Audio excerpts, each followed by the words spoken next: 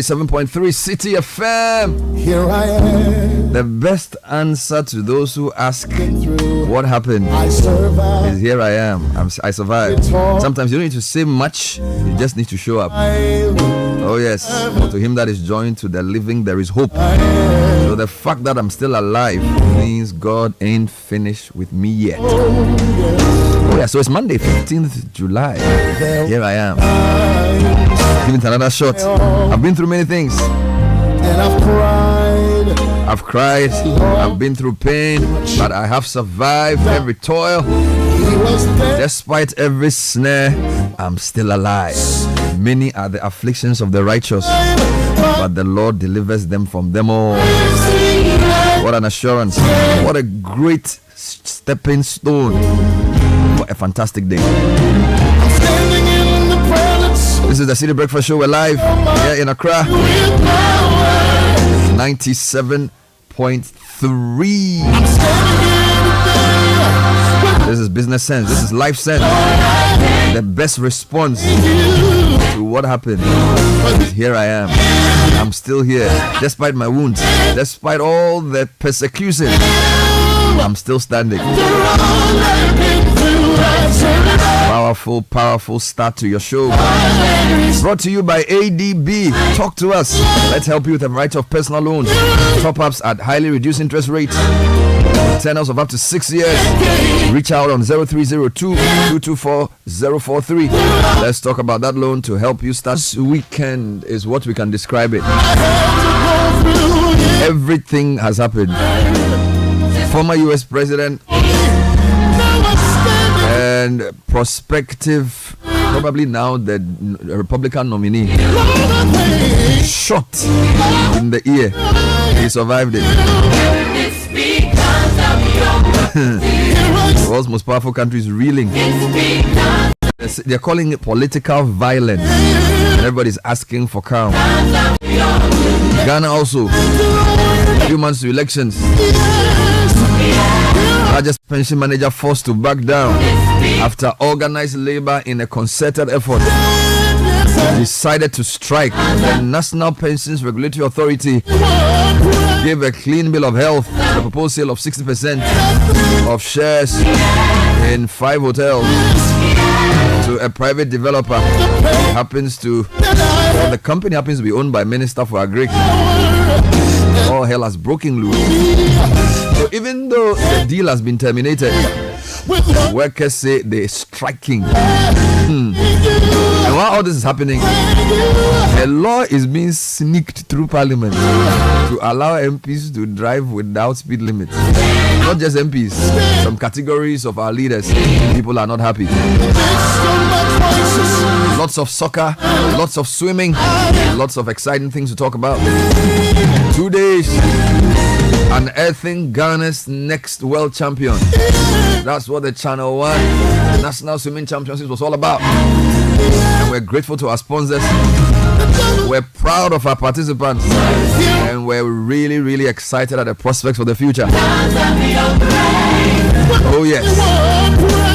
It didn't come home. It went to Spain. The Euros are over. The Olympic Games are upon us. All of these and more coming up on the show today. Starting off with a newspaper review brought to you by Total Excellium. I'm prolonging the song because I want you to download it and listen to it. It's a good song. When you hear it first, it's like, oh, what kind of song is this? It's a bit song way, but trust me, the words make sense. It's a powerful song. In this category of song is another song. I don't know who sang it. It's God Favored Me, God Favored Me, God Favored Me. It's a very similar song. Maybe I'll add that one for your morning start, because the weekend has been some way. So that one is God Favored Me. That one, the lyrics are really, really powerful. I think it's by Hezekiah Walker. Those are the songs that, initially you don't really get moved by, but when you listen to the words, very, very nice indeed. So here I am and God Favored Me. I think they are twins in that business of spiritual motivation.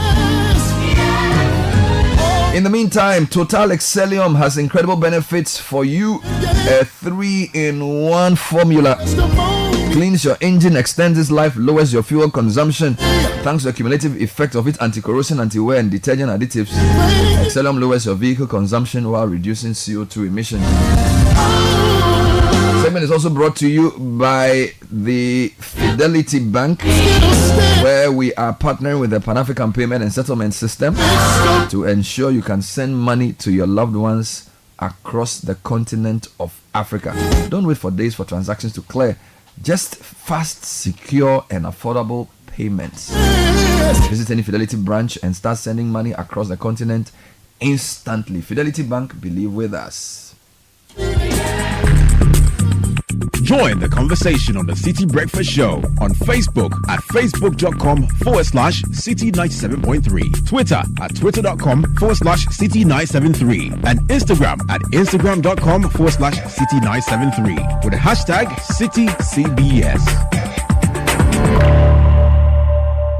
We understand the excitement of preparations that comes when your child gains admission into senior high school. But we at the Agricultural Development Bank, ADB PLC, also understand the financial burden this comes with. For chopbox, trunk, school mattress, you name it. That's why we have partnered with Prospectus Ghana Limited to offer financial support for parents by introducing the ADB Quick Purchase. With a smart loan of up to 20,000 Ghana cedis, you can pick up all the items on your child's prospectus for school. ADB PLC offers you a repayment plan of 12 months to relieve you of all that heavy financial burden. Every ADB customer who receives their salaries through the bank, military and police personnel, and all other workers on the Controller and Accountant General's payroll qualify for this facility. Walk into any ADB branch nationwide or any Prospectus Ghana Limited office near you to apply for the ADB Quick Purchase. Terms and conditions apply. ADB, the People's Bank. ADB, truly a quick and more.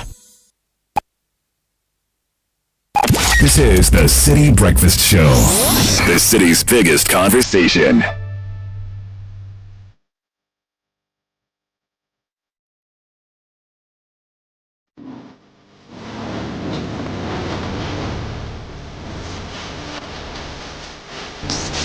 Unleashing the power of radical things.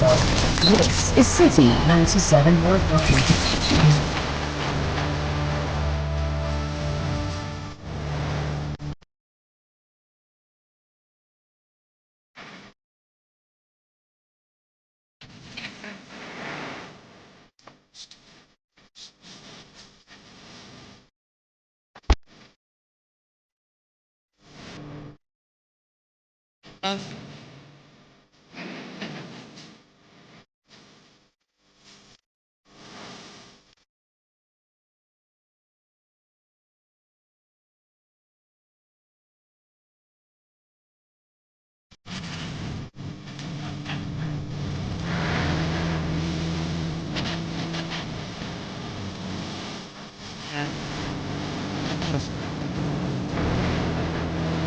The Citi Breakfast Show.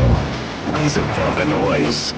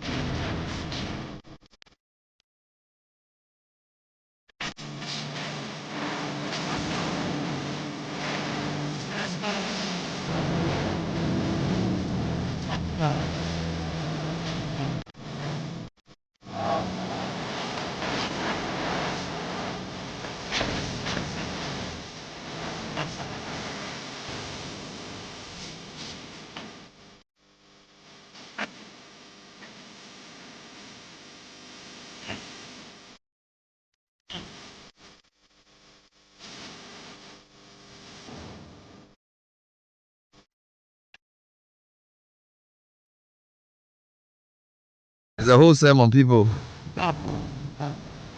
God favored me.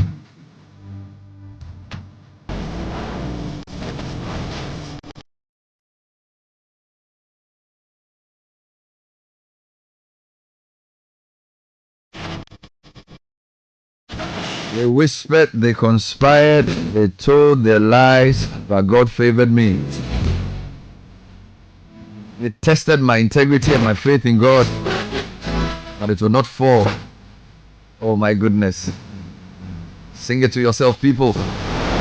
It's a great week. You need a springboard to be stronger on the inside. To resist all the things. What a week. Good morning to Richard Sky. Good morning to Caleb Kuda. Gentlemen. Good morning, Bernard. Good morning. What a tumultuous weekend. My goodness. Like, I was literally watching football on my phone, on the TV, and then I had watching one of the American stations on my phone, following the thing happening and all kinds of things going on in my head, you know. But anyway, so we're going to go into the headlines. We have lots of interviews this morning. As we try and make sense of everything that's gone on. Let's start with the Finder, Sky. Let me take you to the new Finder. The big story says SNIT cancels hotels sale, endangering investment portfolio overhaul, and ICU not part of organized labor strike, we are told. Also on the front page this morning, MPP finds worthy allies in churches, according to Matthew Opoku Prempeh, the running mate, to Dr. Baumia. Also on the front page, UTAG members don't contribute to SNIT, according to this front page story. And banking sector is demonstrating significant recovery, according to Professor Boedi. Some other stories in the newspaper. All right.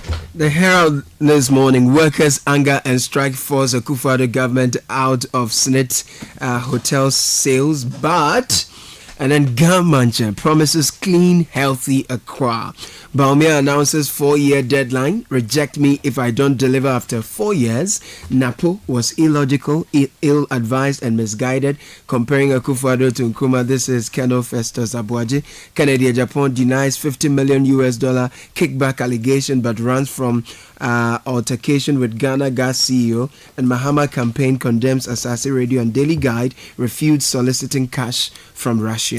The Chronicle says the calm after the storm. SNIT revokes Rock City's offer to buy La Palm and Labadi Beach hotels. Also on the front page this morning, President pleads with SDA to rethink its decision on December 7 voting day. Also, VRA begins annual sensitization of stakeholders along the lower Volta basin. And then some other stories, including the one I brought to you much earlier about Napo. Daily Guide this morning, SNIT Hotel sale termination unfortunate. Richard Ahiagba here. VRA begins annual sensitization of stakeholders along lower Volta basin. The stories here too. Yana praises Baumia for clean campaign. There are other stories here as well. The new publisher says SNIT hotels no more for sale. Also, banking sector picks up pace after DDEP. Professor Isaac Boedi, again quoted here. Crooks shoots Trump's ear. That's the story from the US. And back in Ghana, Jinapor takes over energy ministry. Daily Analyst this morning, prioritize peace building in NPP. Apostle Kojo Safo urges Baumia and Napo. Dengue fever hits Ghana, 9 cases recorded. UTAG demands SNIT shake-up. And coming up, demolition of Nigerian High Commission ringleaders exposed after pocketing over 30 million Ghana cedi compensation. Other stories here as well. The Ghanaian publisher voting in election 2024. Akufo-Addo asks SDA to reconsider stance. Also, mid-year budget. We are not focusing on tax. Finance Minister Dr. Mohammed Amin Adam is here on the front page. Again, the story about Napo visiting Apostle Safo here on the front page. And then SNIT stopping sale of 4 hotels. But the story of Parliament considering new LI to permit ministers, MPs to use sirens, drive without speed limit is also on Daily Analyst. But if you go to Republic Press, insurance couple busted as top officials, power brokers are caught in Nigerian High Commission demolition scandal. Brian Echampon storms a Sojaman kickstarts Eastern Region Grassroots Drive. Story of Kou Nkoko Methodist JHSA school building, now a death trap, is here. FDA destroys expired free SHS mackerel and other unwholesome products in the Upper East region. And let's move on. Napo has apologized, Professor Jampo says. The Informer says Trump attack, no violence in democracy, America declares. Also, Napo apologizes over your Nkrumah comment. Some other stories here, including one that says Homowo cleanup exercise. Let's revitalize Accra. Gamanche urges residents. Indeed, Gamanche is on the Inquisitor as well. He's on the move. He vows to sustain cleanup efforts and moves to oust SP Plan B plotted after CJ threw out Amidu's petition. Godfred Oparejan writes, the competent, versatile Napo that I know. Some agenda against John Mahama are gibberish and senseless is an editorial. And NHIA gives additional 135.6 million Ghana cedis to healthcare providers. Finally, the Daily Democrat says this morning, death scare hits MPP in Eastern Region over use of eggs and black stew to swear. Also, Joyce Bauer Mukhtar is quoted here saying, you can't destroy Mahama with misinformation and disinformation. Napo, we are told, is a liability on the front page of this newspaper, and SNIT leadership must go.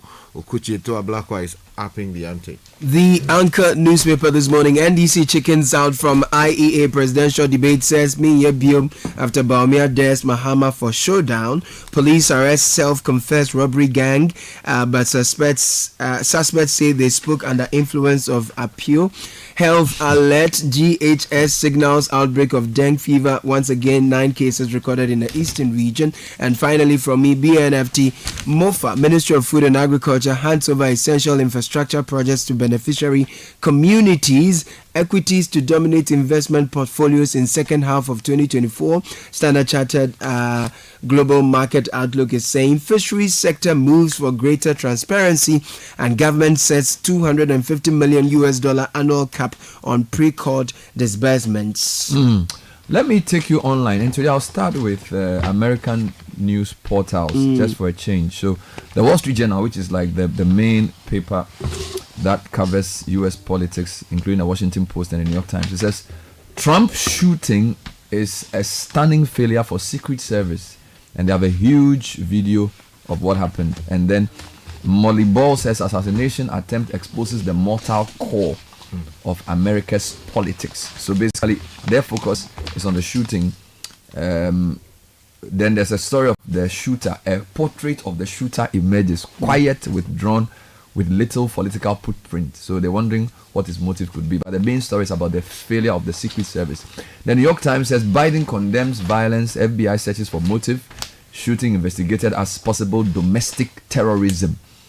All right, and then the analysis is that this is an assassination attempt that seems likely to tear America apart. The country is already torn apart. This is going to further widen the wedge. BBC says tragedy at Trump rally appends election campaign for now.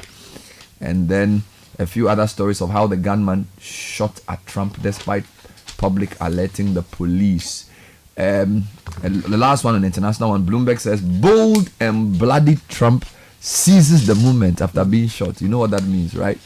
So this is probably going to give him a spring to win. If you take a few rounds of local news that you haven't brought us, ambulance case, CDS military secretary to testify in the Jakpa matter. In other stories, IEA says that they will soon announce a date for a presidential debate. Okay. That's election 2004. Now the big story is organized labor threatens to strike despite the proposal. In fact, they say the strike begins this morning. And then this other one, Ghana Health Service issues alert over dengue fever. That's also on Citi Newsroom. And then the last one for you, fuel prices to go up by 4% on Tuesday. So let's pick the SNIT story. Sky, where are you starting from? Okay, so we have a number of angles to this story. For instance, the Chronicle has it. They call it the calm after. Yes, and let's use that one. Okay, and then there is the Finder version too. Okay. Here. So the Chronicles version is written by Max Olofori, who says that to ensure peace and stability on the labor front, the Social Security and National Insurance Trust has decided to cancel the intended sale of 60% stake in 4 hotels, including La Palm and Labadi Beach hotels, to Rock City, owned by Mr. Brian Achampong, the Minister for Food and Agriculture.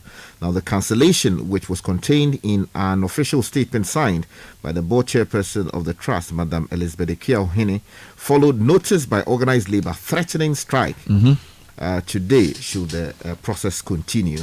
Now, it goes on to produce further background. Now, what is interesting is the number of labor unions that came out to say they were striking. Yeah. So the GMA announced a strike on Saturday. Yes. Then the TUC, the pool of the TUC, also made an announcement. The General Transport and Petroleum Chemical Workers Union of TUC, the Judicial Service Staff Association of the JUSAG, Teacher Unions, GRNMA, and then the UTAG all made separate announcements about a possible strike. Yeah, now on page number 3, Daily Analyst, UTAG is demanding SNIT shake-up. The UTAG's president, Professor Mahmoud Akudugu, and General Secretary, Professor Eliasu Mumuni, stated that those in positions of power within SNIT must step down to allow new people with a better appreciation of the enormity of their responsibility of managing pension funds to take over and restore public trust. That position is fortified by the Member of Parliament for the Norton constituency, who's been leading the campaign against the intended sale, the Honorable Samuel Ekujetu Ablakwa. Details of what he's been saying. So I'll do a number of interviews today. I'll speak to Kofi Osafo-Mafu, who's the SNIT MD, on what next. Then I'll also speak to some leaders of organized labor on the concerted anger. Some are asking for the board to be dissolved. Some are asking for management to go. Lots of things. So that's issue 1 for the day. Yeah, let me just add quickly that if you go to the New Finest version of the story, they say somewhere in the story that ICU not taking part in strike. Okay. On the other hand, the Industrial and Commercial Workers Union urges members to stay away from the strike since the union is not making or taking part in the industrial action. I don't know why they will not take part. This concerns all workers. They should be there. Fuel prices to go up by 4% on Tuesday is the other big story for me. I don't know if you have it. I have it on Citi Newsroom, where the Chamber of Petroleum Consumers is predicting a 4% rise in petroleum product prices in the next pricing window, effective tomorrow, Tuesday, July 16th. And according to COPEC, indications across the downstream petroleum market show that the pump retail price of all 3 products, petrol, diesel, and LPG, will increase on Tuesday. Now, the figures are given and attributed largely to, guess what? Further depreciation of the Ghana cedi related to the US dollar. So, COPEC predicts that petrol will rise from 14.75 per litre to 15.33. And then diesel will rise to 15.06 to 16.20, so from 15 to 16, and LPG 14.5 kg from its current figure to 234. Okay, let me take you to another story related to the energy sector. Jinapo and Krapa take over energy ministries in the new publisher for this morning, and the story says Samuel Abu Jinapo. Yes, it's just journalists, please stop writing the Esquire thing. It is not. You use it in official communication. Hold on, let me make that education. You use this title when a lawyer is writing to another lawyer in an official capacity. Not when they are writing newspaper. Yeah, that's right. Please stop it. What does it spoil? No, they keep writing a lawyer. So which one is your problem? It's wrong. It's annoying. Yeah. Samuel Abu Jinapo, Minister for Lands and Natural Resources, has been designated by President Akufo-Addo to take up cabinet oversight responsibility over the Ministry of Energy. Now, the President has also directed the newly appointed Minister of State at the Ministry of Energy, Herbert Krapa, to be responsible for the day-to-day administration of the. All right, in the energy sector, there's a big story in the Herald on page, I think, 4. Kennedy Jepong is the board chair of the Ghana Gas, and Dr. Benasanti, MD, appear to be on a collision course. A $900 million transaction has become the subject of a big controversy in the company. The angle this morning is that Kennedy denies $50 million kickback allegation, but then the story gives you the background to the apparent dispute between Dr. Asante, who visited Mr. Japon's house after the publications of some reports by the Herald to plead for forgiveness, up and down. Akufo-Addo's name is mentioned, a lot of interesting things there. Meanwhile, Parliament considers new LI to permit ministers, MPs to use sirens, drive without speed limit. Parliament story is on Daily Analyst. Parliament has introduced a legislative instrument LI to amend portions of the Road Traffic Regulation 2024.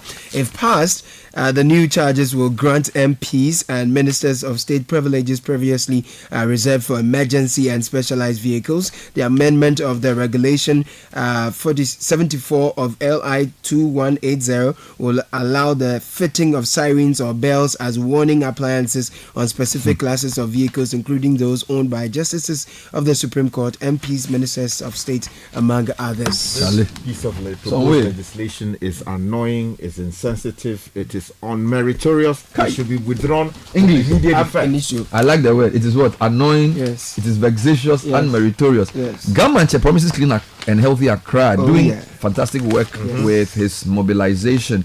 Story in the Herald, and it's, I think, on the Inquisitor as well. Inside pages. Maybe you can read this is page 7. The Gamanche King Takiteria the second has commended participants of the last Saturday, July 13, Homo cleanup exercise in parts of Accra and its central business district. He expressed his pleasure at seeing the streets of Accra CBD clean and healthy, and extol the efforts of those involved. Now, he was accompanied by the Greater Accra Regional Coordinating Council and Asafa Cheme of the Gas State. Visited various locations, including Rawlings Park, CMB, Makola, and Tudu, to assess the progress of the exercise, which was well patronized, I should say. Wonderful. Now, Caleb, let's come back to you. What else do you have for me? Bernard, with the Inquisitor, a number of stories of interest. Western North residents lament deplorable road network. There has been an outcry by chiefs and people in communities in the Western North over deplorable road networks following a visit by the Roads and Highways Minister to the area. Inhabitants are calling on the government to fulfill its promise of fixing deplorable roads in the region after a similar pledge made by President Akufo-Addo in 2017 is yet to be fulfilled. I watched the report on CNR and it was the roads are just terrible. Let me take you to a story in the Informer.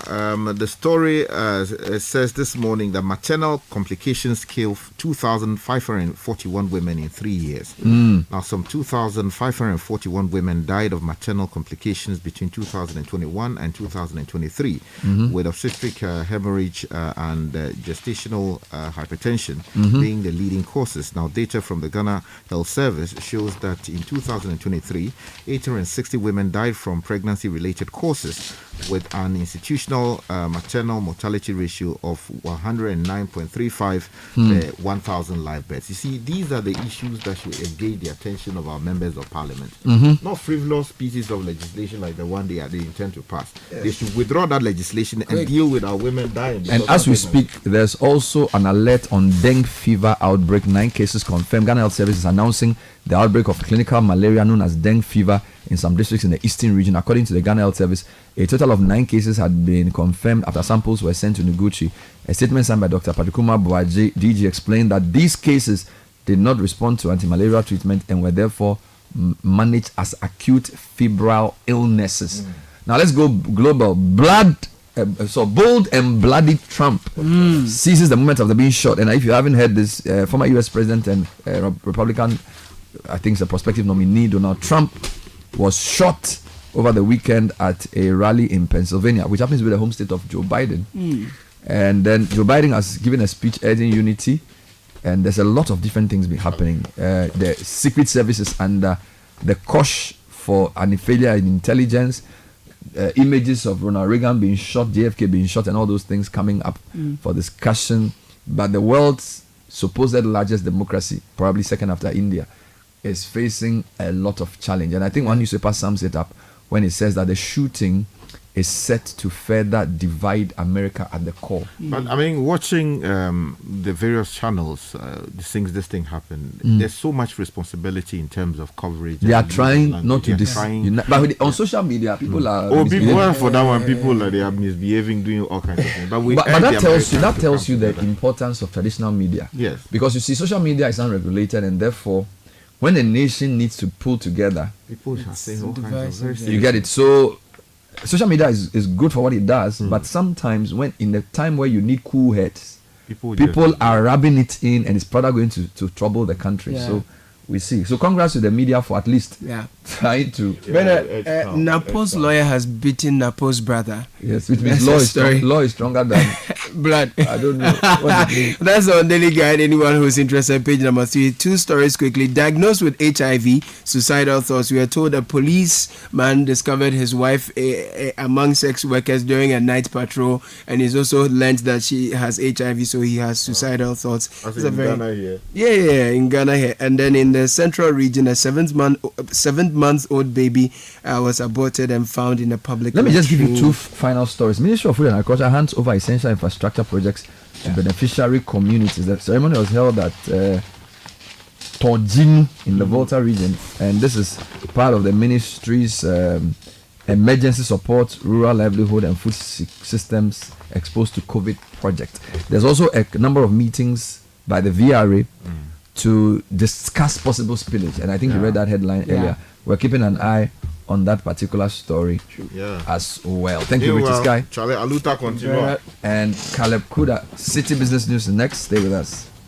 Oh, jump on now. Go. Google me. At what time will you come back where I don't hear the sound of your car? Why you buy new car? No, I don't change my car. It be the same, right? It be the fuel where I change. Way one shouts it. Ever since I started using the all-new Excellium Premium Fuel, fortified with 3-in-1 action. Oh, Joe, now my car they run like electric car. No, so this is the type of fuel where they want to. Cause now engine they cost. Where they want for way if I buy it, go protect my engine. And with the small way I buy, I go drive, sir. Absolutely. It's like strapping a turbocharger to your engine and giving it a protector. And what they bust my mind self be the 3-in-1 action, no? Excellium they prevent up to 99% of deposit. It be anti-wear, some be anti-corrosion. One pair way now open there. Hey, so where can I find this magical fuel? Just head over to any Total Energy service station and your car will thank you. Hey, they make a finish my gobe fast, then rush go Total Energies. My friend, but why you hand my gobe inside? I give you info. Make a fill the gobe too small. Go! Excellium is designed to protect your car engine, decrease fuel consumption, and lower CO2 emissions. Don't say fuel, say Excellium. Choose Excellium, choose quality.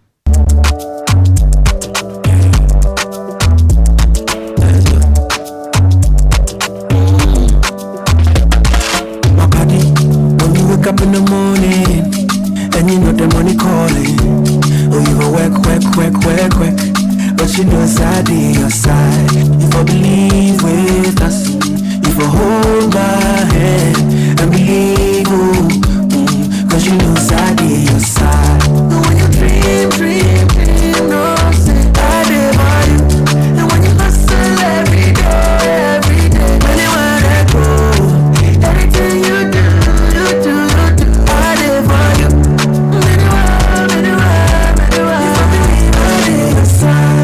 Fidelity. If I believe with us, fidelity. Oh, if I know I need your side, fidelity. This is the Citi Breakfast Show, the city's biggest conversation. 701 City Business News with Access Bank, Royal and MTN. Latte is here with the news. Good morning. Good morning, Bernard. Hello to you out there. Welcome to the breakfast edition of City Business News, proudly brought to you by MTN, Royal and Access Bank. Coming up this morning, real estate operators kick against reintroduction of VAT on sale of immovable properties, warning government to scrap it in the upcoming mid-year budget review. Also, government records 5.2% under subscription of treasury bills as interest rates remain stable on the yield curve. Plus, is the booming Airbnb market threatening the survival of the local hospitality industry? We assess that in a special report on why more travelers are opting for Airbnb services in Ghana.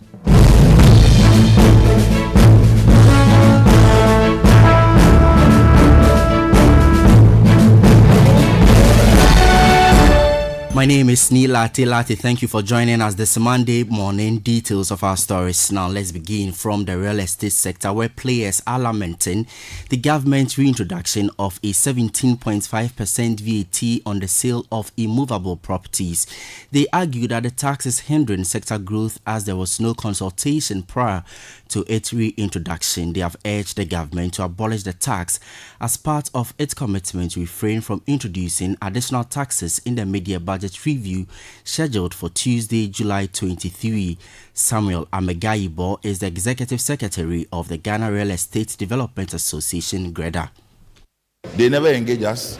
All of a sudden, there is a directive that the tax should be implemented, and then they have gone ahead to develop guidelines without a major stakeholder like GREDA's involvement in the direction. So how do you expect us to be your agent of tax collection and you don't involve us in the guidelines, and then you just slap on us? In fact, I was surprised. I saw a copy of this guideline just last night, and as the Executive Secretary of GREDA, I have not seen what my sector is supposed to help implement for government to make revenue. Then what are we doing? I think these are some of the things that we are talking about. The body called Ghana Real Estate Development Association was not consulted, first of all, in the reintroduction. And then secondly, you have introduced it. You say we should implement it. Guidelines to implement it, we are not involved. So this is some of the challenges that I think it is not helping us. You heard Executive Secretary of the Ghana Real Estate Development Association, GREDA, Samuel Amegayibo there. Now, the Treasury bills market witnessed a downward trend in its latest auction as government fell short of a target this week by some 232.7 million Ghana cedis. Latest data released by the Bank of Ghana shows that investors displayed reduced interest in T-bills during the latest money market auction, submitting bids totaling 4.48 billion Ghana cedis against a 4.72 billion Ghana cedis target. According to figures from the Bank of Ghana, a chunk of the bids came in from the 91-day bill. Investors tendered 3.54 billion Ghana cedis for the 3-month financial instrument, with the government accepting all. The government also received and accepted total bids worth 782 million Ghana cedis from investors for the 182-day bill. For the 364-day bill, the government accepted all the bids tendered worth 165.36 million Ghana cedis. In all, the total amount sold at this auction saw an undersubscription of 5.20% as interest rates continue to remain stable on the money market, averaging between 24 and 27%. Away from that, and GCB Capital has indicated that the short-term inflation outlook is uncertain despite ongoing disinflation. While the firm anticipates the disinflation trend to persist in the second half of 2024, inflation levels remain high. There is more in the following report. In June 2024, inflation decreased to 22.8%. However, GCB Capital expects that increased city liquidity, driven by the election momentum in the latter half of 2024, could heighten inflationary pressures. As a result, the possibility of a slight rate cut in July 2024 is considered remote, with more likelihood for such a move in the policy windows of September and November 2024. The firm also expects nominal interest rates to decline slowly over this period. A news desk report. The Chamber of Petroleum Consumers Ghana (COPEC) has predicted a 4% increase in retail prices of petrol, diesel and gas from tomorrow. This rise is attributed to the cedi's depreciation against the dollar and taxes on fuel. Speaking to Citi Business News, Executive Secretary of COPEC Duncan Amoah called on the government to address the cedi's decline and restart the Tema oil refinery to reduce fuel imports. What the government can do immediately is to reverse the cedi's depreciated form or run that has moved the cedi to around 15.5, 16 Ghana cedi exchange to a dollar currently. If we are able to get the cedi to, as it were, be a bit stable, it is likely fuel prices could be contained. But government should look at the oil refinery immediately and, where possible, provide any support necessary to the central refinery, also to contribute its quota to ensure that there's petroleum security and that the monies we need to import petroleum products monthly, we could scale back on them a bit. Duncan Amoah is Executive Secretary of the Chamber of Petroleum Consumers Ghana (COPEC). On the forex market today, the dollar could be sold to you at 15 cedis 20 pesos. The British pound could be sold to you at 20 cedis, while the euro is going for 16 cedis 80 pesos. Now, in recent years, a quiet revolution has been reshaping the hospitality landscape in Ghana, as more travelers are turning to Airbnb for unique and personalized stays. In the following report, we delves into the booming Airbnb market in Ghana. Citi Business News' Edna Agnes Boachian covers the factors behind its rapid growth and its implication for Ghana's hospitality industry. Idea of Airbnb sprang up when two hosts welcomed 3 guests to their San Francisco home, and it has since grown to over 5 million hosts who have welcomed over 1.5 billion guest arrivals in almost every country across the globe. Ghana has seen a significant rise in the popularity of Airbnb in recent years. As travelers seek more unique and authentic experiences, the Airbnb market in Ghana has become a thriving industry that offers visitors a chance to immerse themselves in the local culture while enjoying comfortable accommodations. According to the 2023 Ghana Tourism Report, the number of visitors choosing Airbnb accommodations during the peak Christmas period has soared from 11.5% in 2021 to 27% in 2023. This signals a shift in traveler preferences. To gain deeper insight into the thriving market, CNR Business visited some Airbnb properties to understand their competitive edge. Nana Ekwia, the host of Regimat Homes Airbnb at Spintex, shared with CNR Business the unique offerings they have for guests. It's 4 apartments. Each apartment we have 4 bedrooms, 1 hall, kitchen, and dining. Yeah, we have Wi-Fi, we have DSTV, and we have plants too, and we have 9 workers. We have 24 security. In fact, ours is cheap because we want more customers, so it's very cheap. It started from 600 coming. Yeah. Room, you get access for the whole kitchen, you do your own cooking, everything. Yes. 600, from 600 up to 750. Yeah. We have foreigners, more foreigners and Ghanaian. Yeah. Some guests who spoke off camera said Airbnb remains a better choice due to its affordability and homeliness. At House 28 Airbnb facility in Kanda, Buzia, the host, highlighted how Airbnb options hold a competitive advantage over traditional accommodations in terms of pricing and unique offerings. And the 2-bedroom goes for 540 cedis. If you book like from a week or more, we can give you a discount. Yeah, and a single room goes for 300 cedis. It makes one feel like being in your own house. Yeah, you can cook yourself, and the place is open to you, just like you being in your house. Yeah, that's how.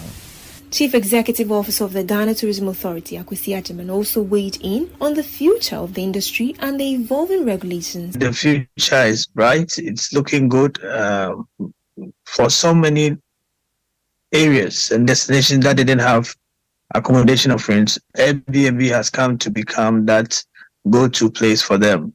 But it comes with its own challenges, like I indicated, challenges of regulation. And a typical hotel will tell you, if we go through all these processes to get a license, how should it be possible for somebody to just go onto a platform and then put their facility on it without going through the same kind of rudimentary processes that we go through?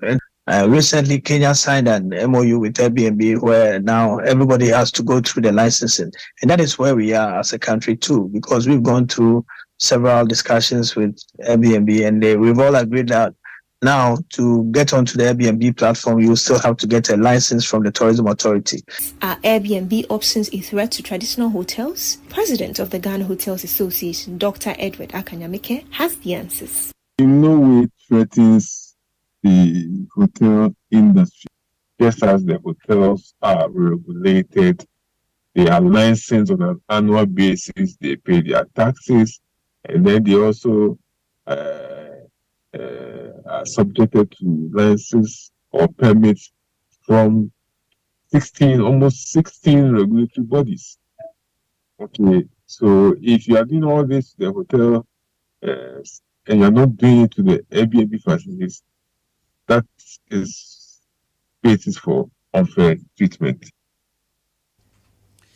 President of the Ghana Hotels Association, Dr. Edward Akanyamike, ending that report by Citi Business News' Edna Agnes Boache. And that's it for the breakfast edition of Citi Business News, proudly brought to you by MTN, Goyle and Access Bank. Join us at 1 p.m. for the afternoon edition of Citi Business News, and later at 8:50 p.m. on Channel 1 TV for CNR Business. But for now, you can visit citinewsroom.com/business for more on our top stories. My name is Neela Tilati. Do have a good business day. Beautiful people, we are live in town, soaking in the excitement about the partnership between Access Bank and PABS, revolutionizing the way people move money across Africa. Let's hear directly from those reaping the benefits. It's a relief. Anytime I send money back home, my family receives exactly what I send them, instantly. I'm studying in Ghana, but originally from Nigeria. With this service, my parents send my school and hostel fees directly, and they do it with so much ease. I run a fashion business. Let me tell you, sending and receiving money across Africa without those annoying forex fees has really cut down our operational costs. Benefit from instant payments across Africa with zero foreign exchange hassle. Visit our website www.ghana.accessbankplc.com or call our toll free on 0800 004400 for all your cross-border payments. Pass with Access Bank. Access Bank, more than banking. Join the conversation on the Citi Breakfast Show on Facebook at facebook.com/Citi97.3, Twitter at twitter.com/Citi973, and Instagram at instagram.com/Citi973 with the hashtag CitiCBS.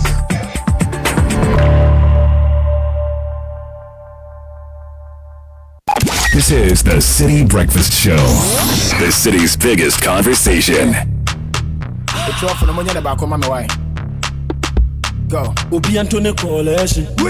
Obi Antone Coalition.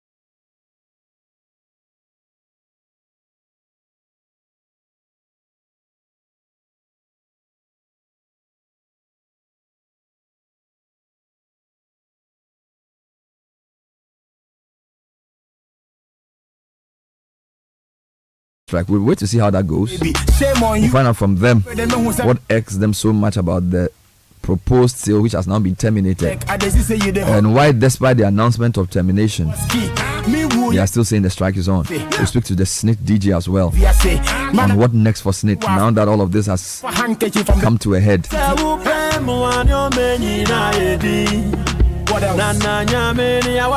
Busy weekends for sports. The Euros, the Copa America, Wimbledon, but also our Channel 1 swimming championships. So many winners to talk about this morning. But of course, before we get into that, Citi Business News brought to you by Goyle. Good energy has hit the road with exciting choices to energize your vehicle. It's giving you more options to take you further. Watch this space for your choice. Goyle, yeah, dear. And Access Bank can help you check your dream locations off your bucket list. Our aviation and hospitality desk is designed with you in mind. Let's help you book and pay for your ticket and secure travel insurance. Avoid the hassle. Book your next flight with Emirates, South African Airways, Air Peace, Africa World Airline through Access Bank. We have a 55 branch network giving you convenience, easy payments and security. Go to ghana.accessbankplc.com or call 0800 004400 for more information and assistance. Access Bank, more than banking. And are you ready to power up your finances and unlock your path to prosperity? then let Lesheho's fixed deposit be your best option. With Lesheho, you're not just investing, you're making your money work harder for you. Call 020 027 004 0799. Don't settle for average returns. Join the investment revolution with Lesheho. Let's improve life. Ruiz. Olmo.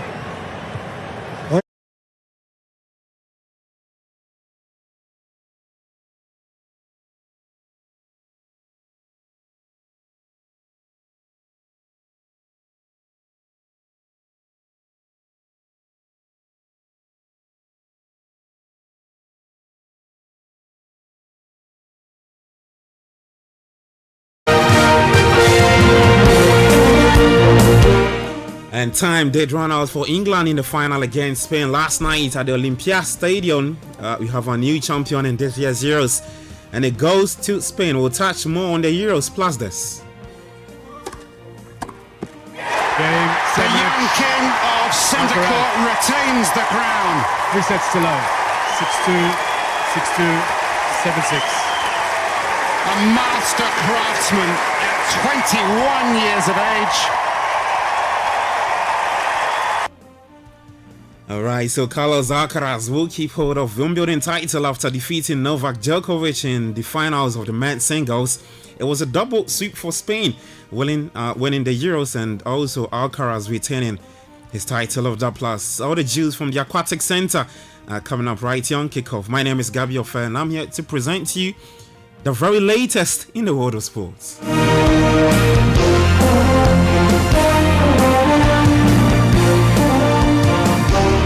Alright, and so we head to Japan first, where Black Queens head coach Nora Hutler has been speaking after the 4-0 mauling at the hands of the Nadeshiko of Japan in the friendly game played at the Gogo Keri Kanazawa Stadium. What the Queens saw red, it came very early in the game and went to captain Portia Boache.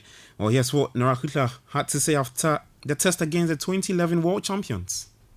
So I was satisfied with the start. Then it's the red card. The red card changes the game. In our perception on the video on the bench, it was a yellow card and not a red card, because the player of us is there to support the defense, and then in the goal it's usually a yellow card. But then we needed to take it from there. I think also afterwards we had a quick plan B ready, so we switched in a 4-4-1 and had a quick changement done. We adapted very well in the defense on the new situation. It's how football is. We need to look them forward. Alright, so that's Black Queens head coach Nora Hutler speaking there. Well, away from Japan, we head to Baltimore now, and the second edition of the Channel 1 National Swimming Championship wrapped up in Star, the Aquatic Center, last night. Over the two-day event, 12 swim clubs from more than 200 swimmers competed in 59 events, and some swimmers achieved new personal bests, including notable performances from Naima Kankam of the Marlins, Odumai GH Dolphins, Samens William Deborah Legon Swimming Club, and Focados Jonathan all met high expectations. After the two-day event, we had a new champion, the overall best swim team of the year, and that went to Legon Swimming Club, also known as the Legon Sharks. There's more in this report. Following an intense session on day 2 of the second edition of the Channel 1 National Swimming Championship, over 200 swimmers showcased their skills at the Aquatic Center in Baltimore. The event commenced at 9 a.m. with the girls turning under 100-meter backstroke and concluded with the boys' 200-meter freestyle relay, featuring a total of 59 events.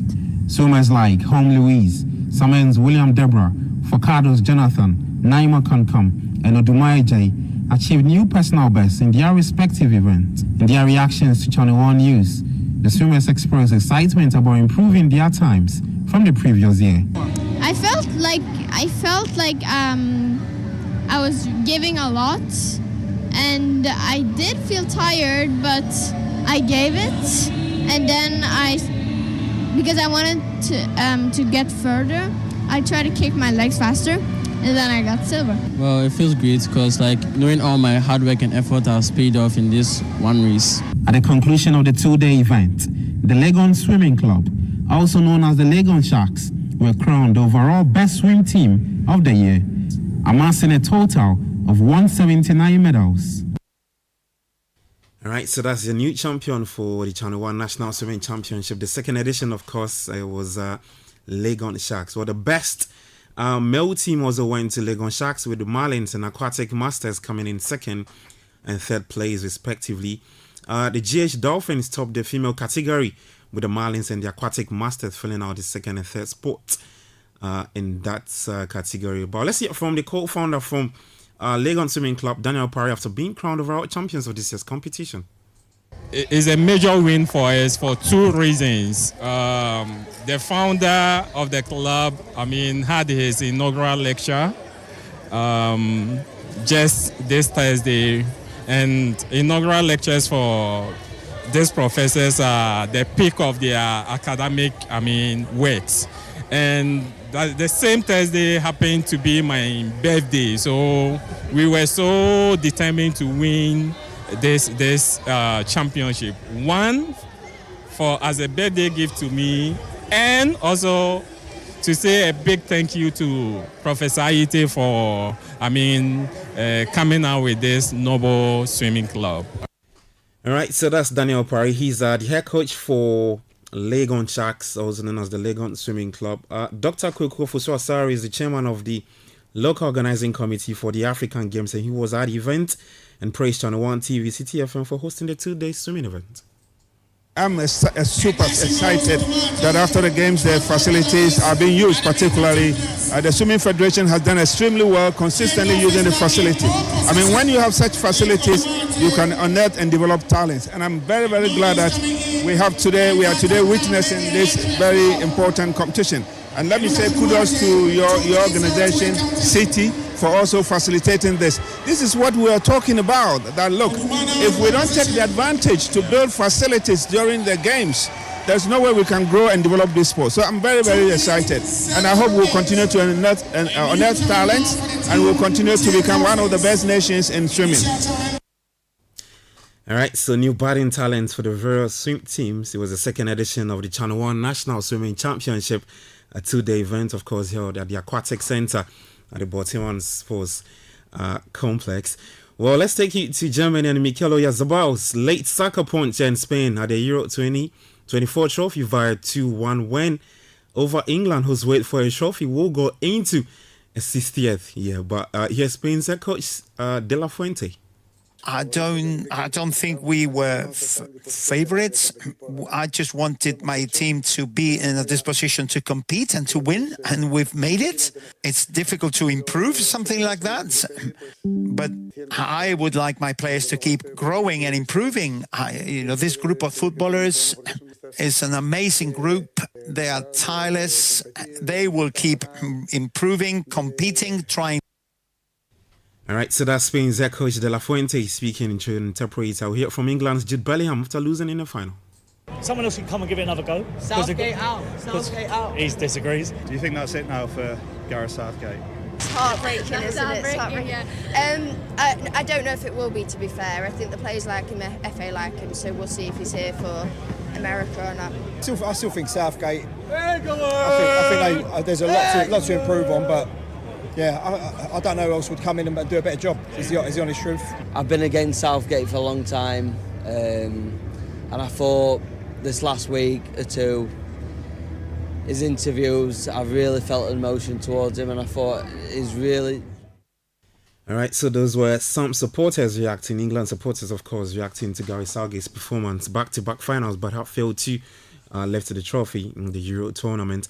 In the Copa America, Argentina beat Colombia to win a record 16th title, and it was good for the Argentines. It was down to Lautaro Martinez in the second half of extra time from Giovanni Lo Celso's true ball to secure the win. In tennis, Carlos Alcaraz powered to victory over an out-of-sort Novak Djokovic to retain his men's singles title at Wimbledon. Alcaraz has been speaking after retaining the title.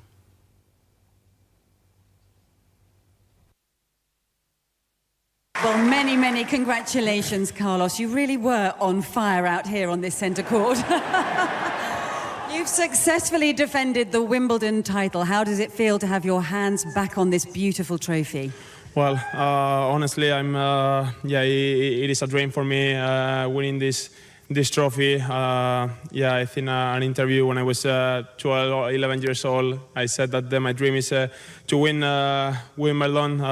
So I'm repeating, my dream. I want to keep going, but obviously it's a great feeling too. All right, so that's the man, Carlos Alcaraz speaking then. So for a second straight year, Djokovic was attempting to equal Roger Federer's record of 8 Wimbledon men's titles, but that did not happen for him. And that's all the latest for today. For more sports stories, you can head to citisportsonline.com and on X at Citi Sports JJ. Kickoff was proudly brought to you by Shell and Shell. We're back later at 5 p.m. with more sports stories. In the meantime, do take care of yourself and bye-bye.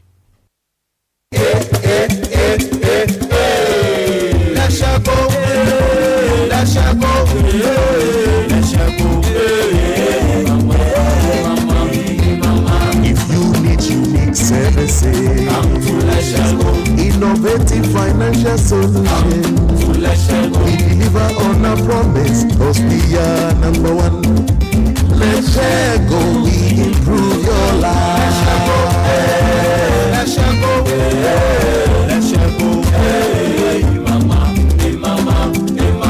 even when you're stuck with nothing, no matter your situation, let's go, we improve your life.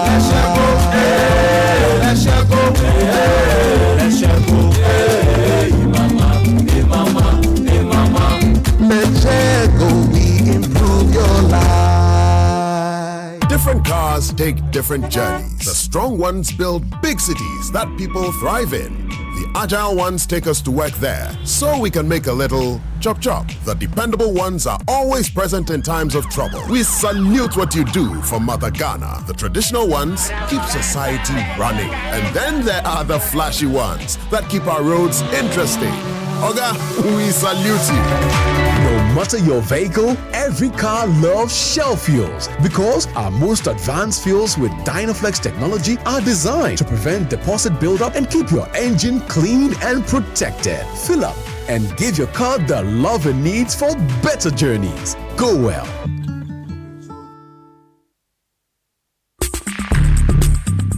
Join the conversation on the Citi Breakfast Show on Facebook at facebook.com/Citi 97.3, Twitter at twitter.com.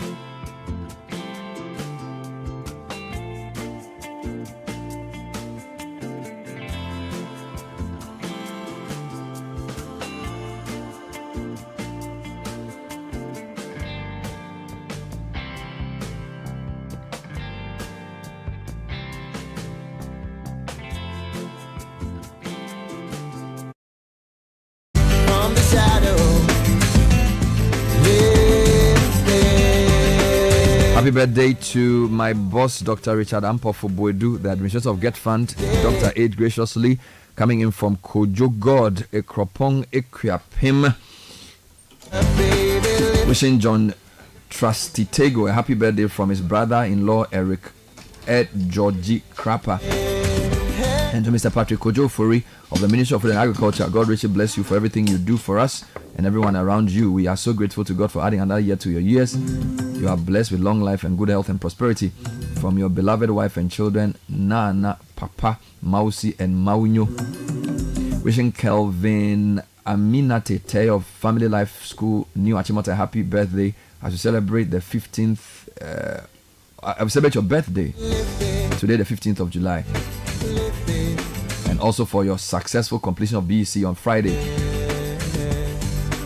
And to DCPL Joshua Edukwame and your team, including the station officer, Chief Inspector W.O. Ampim of Community 8 Police Station, Tema. And to our dearest daughter, Aseye Tokonu of Tema International School, happy birthday. You've grown from sweet and adorable to brilliant and amazing from your mom and your dad. And to Mariam Asante Sechi of Omni Bisik, Madina Estate Branch, from your husband Collins and your son Inshira. Okay, wishing a truly glorious happy birthday to Mrs. Joyce Akolache, the esteemed former headmistress of Accra Girls Senior High School here in the national capital. From her loving children, Phoebe, Selom, Marilyn, and Lois, as well as her son-in-law, daughter-in-law, and adored grandchildren. We send our deepest love and admiration. May the coming years be filled with even greater glory and beauty, abundant health, and endless laughter, all under the blessings of Jesus Christ our Lord. Here's to celebrating your remarkable life and many more joyful moments ahead. With all our love and blessings coming in from your family, including Michael Asamoah Obeng of Omni Basic Bank. And this one says, from Jones Agbozo of Millennium Insurance Company Limited to my wife Grace Agbozo of JA Plant Pool Ghana Limited. Message is, happy birthday my sweetness. May the Lord bless you abundantly in every sphere of your life as you celebrate your birthday today. Love you to the moon and back. Good morning, Bernard. Kindly wish Jifa Mensa Rita a happy birthday from Awenam.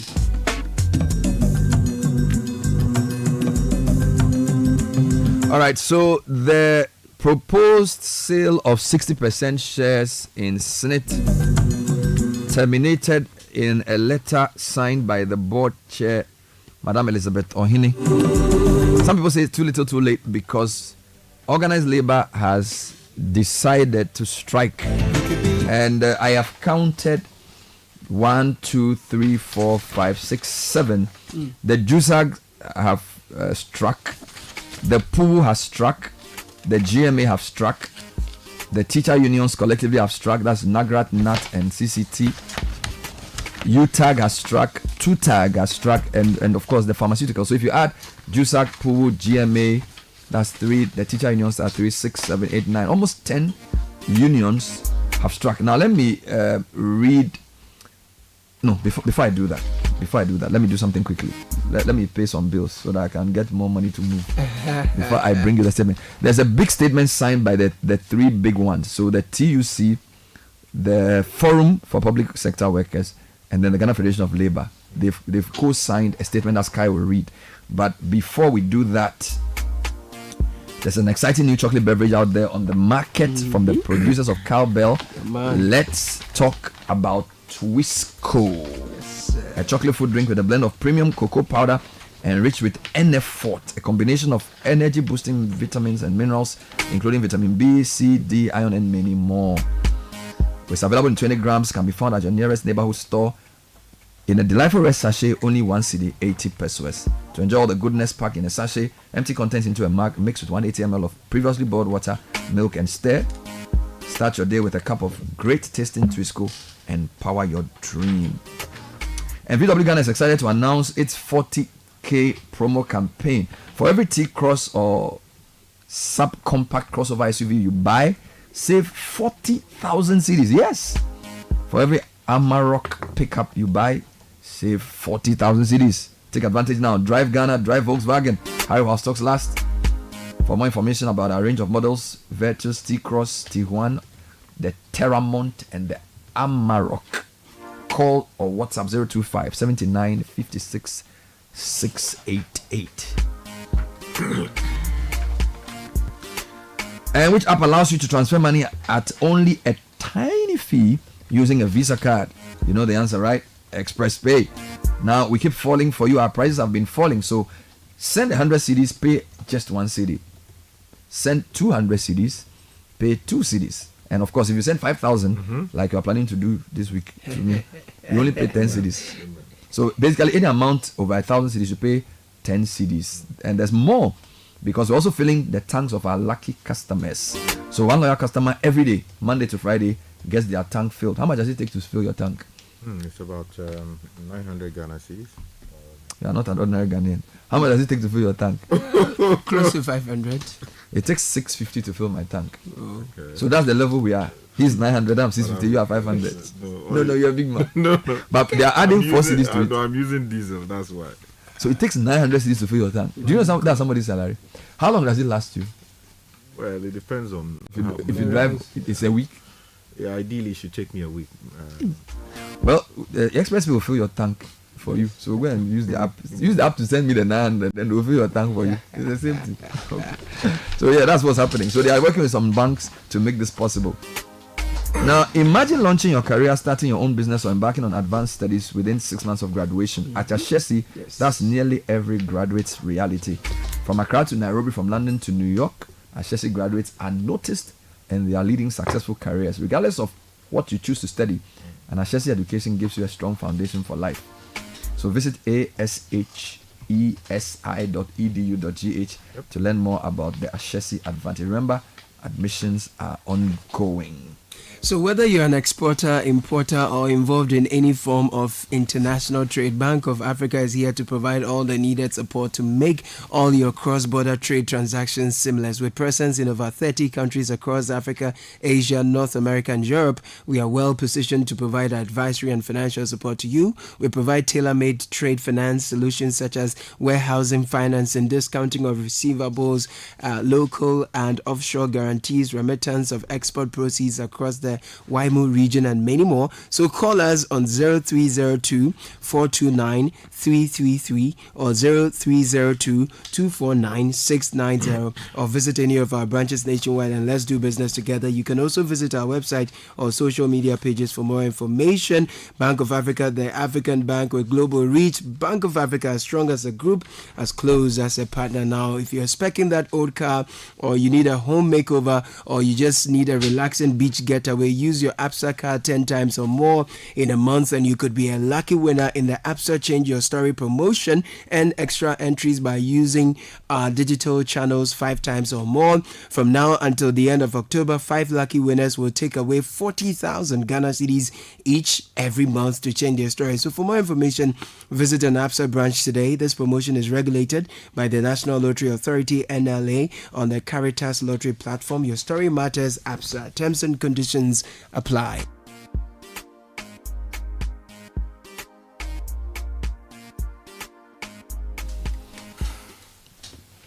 Okay.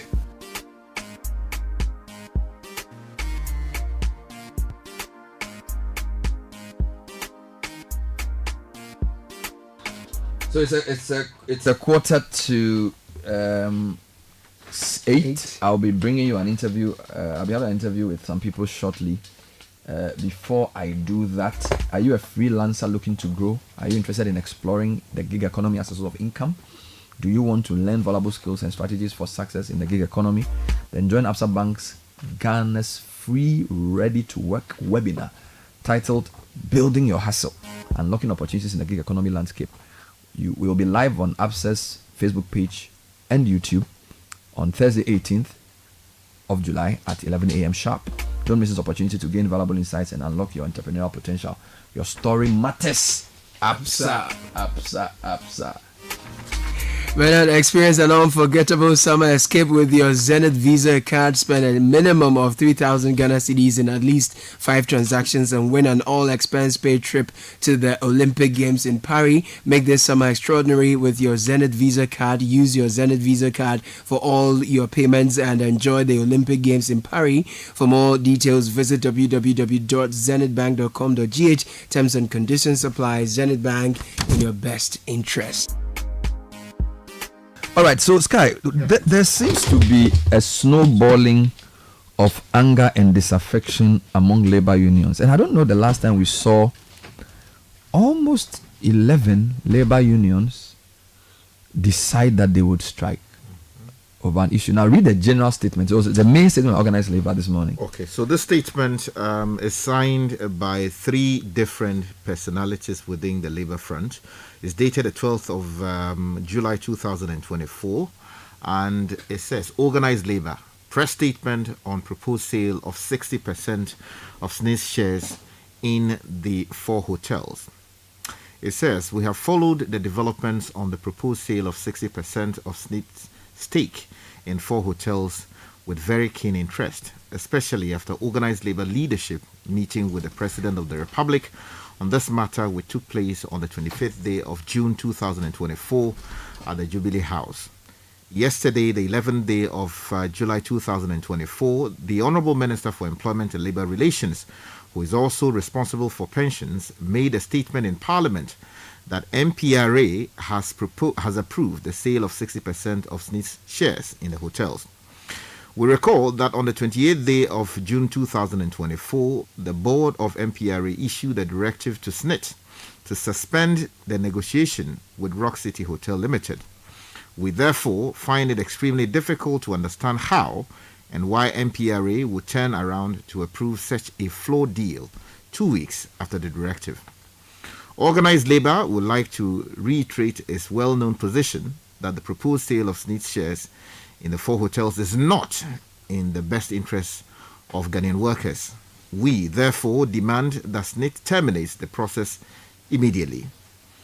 From Monday, the 15th day of July 2024, all workers in Ghana must not go to work until SNIT publicly announces the termination of the process for the sale of its shares in the hotels, and is signed by Dr. Yauba, who is the Secretary General of the Trades Union Congress Ghana, Dr. Isaac Bampoado, who is the Chairman of the Forum of Public Sector Workers, and Kenneth Kunsen, who is the Deputy Secretary General of the Ghana Federation of Labour. And as I stated earlier, it was signed on the 12th day of July 2024. So this is the statement that is for all organized labour. Exactly. So the TUC, the Forum, and then the GFL. Yes.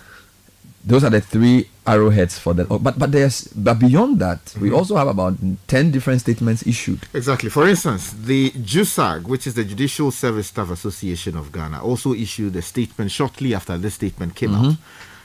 They say that organized labor, industrial action over sale of 60% of SNIT stake in 4 hotels. The leadership of organized labor at this emergency meeting held on Friday, the 12th day of July 2024 at the Trades Union Congress TUC Accra, resolved to reiterate its position that the proposed sale of SNIT's share in the 4 hotels is not in the best interest of Ghanaian workers. It therefore called for termination of the process with immediate effect. Further, organized labor has directed all workers not to report to work from Monday, the 15th day of July 2024, until the demands are met. Now, the Judicial Service Staff Association of Ghana, JUSAG, is an accredited member of organized labor, and its members are required to comply with the resolution. Consequently, the National Executive Council, NEC, of JUSAG has directed that effective Monday, the 15th day of July 2024, staff of the Judicial Service are not to report to work in compliance with the organized labor decision. Wow. This one is signed by Samuel Afote Otu, who is the National President, Chairman of the National Executive Council. So this is the JUSAG. So these are people who work in the courts. Yeah. So does that mean courts will not open today? Technically, if they are not working, then they will be stifled. So we'll find out whether they are working. So if you are in the court, of course, we have a reporter going to check. But let's know if the courts are open, because this was issued on Friday. Yeah. although the board also issued their termination of the process on Friday. So somehow things have come to a head at the same time. Yeah, but they have fortified their demands, Beyond the fact that the board has terminated the process. Right. Who else has issued a statement? So the teacher unions also issued a joint statement, press release, industrial action. And there is a statement that says, the leadership of the pre-tertiary unions under the Ministry of Education call on all teachers and non-teaching staff to heed the call of organized labor by laying down their working tools and stay off work beginning the 15th day of July 2024. Now, this strike has become necessary due to the fact that government intends to go ahead with the sale of SNIT properties to Rock City, despite the call by organized labor for a halt to the sales. Attached is the organized labor statement. Thank you. So this is signed by Thomas T. Musa, who is the General Secretary of NAT, Ghana National Association of Teachers. Then Eric Agbe Kabonu, who is the President of NAGRAT. Is that his name? Yes, Agbe. I thought it's Angel Kabon. Oh, that's his nickname. Eric Agbe. No, well, what is here is Eric Agbe Kabon. Yes, Agbe. He smuggled that name somewhere. I've never known that name. Okay, so the youth, the NAGRAT, NAT, and then who? And then King Ali Awu, the President of CCTGH. Wow. And then King James Zotiba, who is the General Secretary of TEU. And this statement again is dated on the 12th day of July. So on Friday as well. Exactly. So 3 teacher unions, the Judicial Service Staff Association. Who else? Number 4. So we also have another statement here, which is coming in from who? So it's coming in. Okay, let me read it. Pharmacy technicians and pharmacists. Okay. So they say industrial action by pharmacists and pharmacy technicians. Now, organized labor, of which GOSPA is a member, has declared an indefinite strike action effective Monday, the 15th day of July 2024. Now, this is in protest to the government of Ghana's intention to sell 60% of SNIT shares in 4 hotels. So it's the same thing. It's the same thing. In Ghana, blah, blah, Let blah. me not cut you. Okay. So let me talk to the Deputy Secretary General of the Ghana Federation of Labour, which is one of the 3 main, what shall I say? The 3 main groups. So there's the TUC, there's the Forum of Public Sector Workers, and then there's the Ghana Federation of Labour. Mr. Kenneth Kumsin, thanks for joining us. Good morning. Good morning, Bernard. This seems to be an unprecedented show of unity among organized labor. I don't remember the last time a matter generated the same level of interest and led to the same level of action, where I think 10 or so different statements have been issued at the same time, all asking for strike at the same day. So what is behind this latest or this specific situation? Well, thank you very much. And then we want to express our gratitude to the media for having stood with us side by side in the trenches in ensuring that we deliver victory for the ordinary Ghanaian worker, for the public sector, private sector, informal economy, for the farmer, for the carpenter, mason, for all Ghanaians across the country. This for us is a statement which has been made and which convey the heart of Ghanaians, not just leadership of organized labor. You must recall that Ghana's independence couldn't have been possible without the strategic involvement of the Ghanaian worker. We must be reminded. Politicians must be reminded. CPP, MPP, DPP, WYZ, everybody must understand that the role of workers in building Ghana, in making Ghana what it is, cannot be overemphasized. On the Friday of 12th of July was just a demonstration that the Ghanaian worker holds a strong stake in determining the fortunes, the future, the direction, and how things should be done in this country. The unity displayed on the 12th is just a tip of the iceberg. Going forward, organized labor is fully equipped and understands its role in ensuring that there is fairness, there is order, there is transparency, there is respect for the ordinary worker, the street person, the boys and girls, the children, everybody. We are very sure and clear in our mind what our rules are. And the division that found its way within the rank and file of labor is gradually being taken away. So that is the call. And I believe honestly that this would direct, the kind of things that has to be done going forward.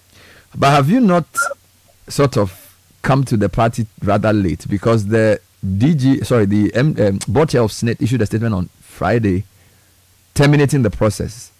So I'm sure organized labor got angry when the MPRA gave the deal a clean bill of health.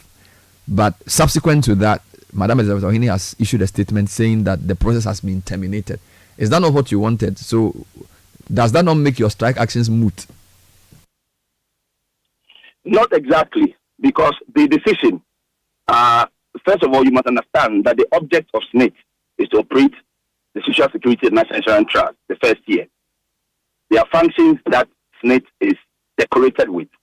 That is to ensure the provision, among others, of social protection for the working population for various contingencies, which includes old age, invalidity, and also death. The leadership recognized that the transaction advisors advice with respect to the terms and the condition on which these hotels were being sold was flawed, and we needed to, make sure that we cause this to be terminated or truncated. Now, if you look at the content of that letter, we said that we are not going to suspend or terminate this strike until we have seen SNIT responded to our call. Yes, we have written officially and terminated the transaction. That is so. But you must understand that this decision was taken at a larger organized labor forum.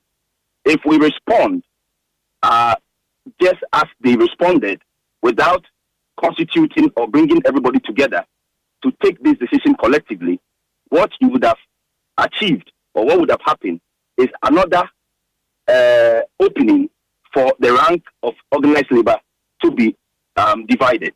So we thought that, look, it's important that we assemble today to meet again, to review the letter that has been written by SNIT, and then take a decision today.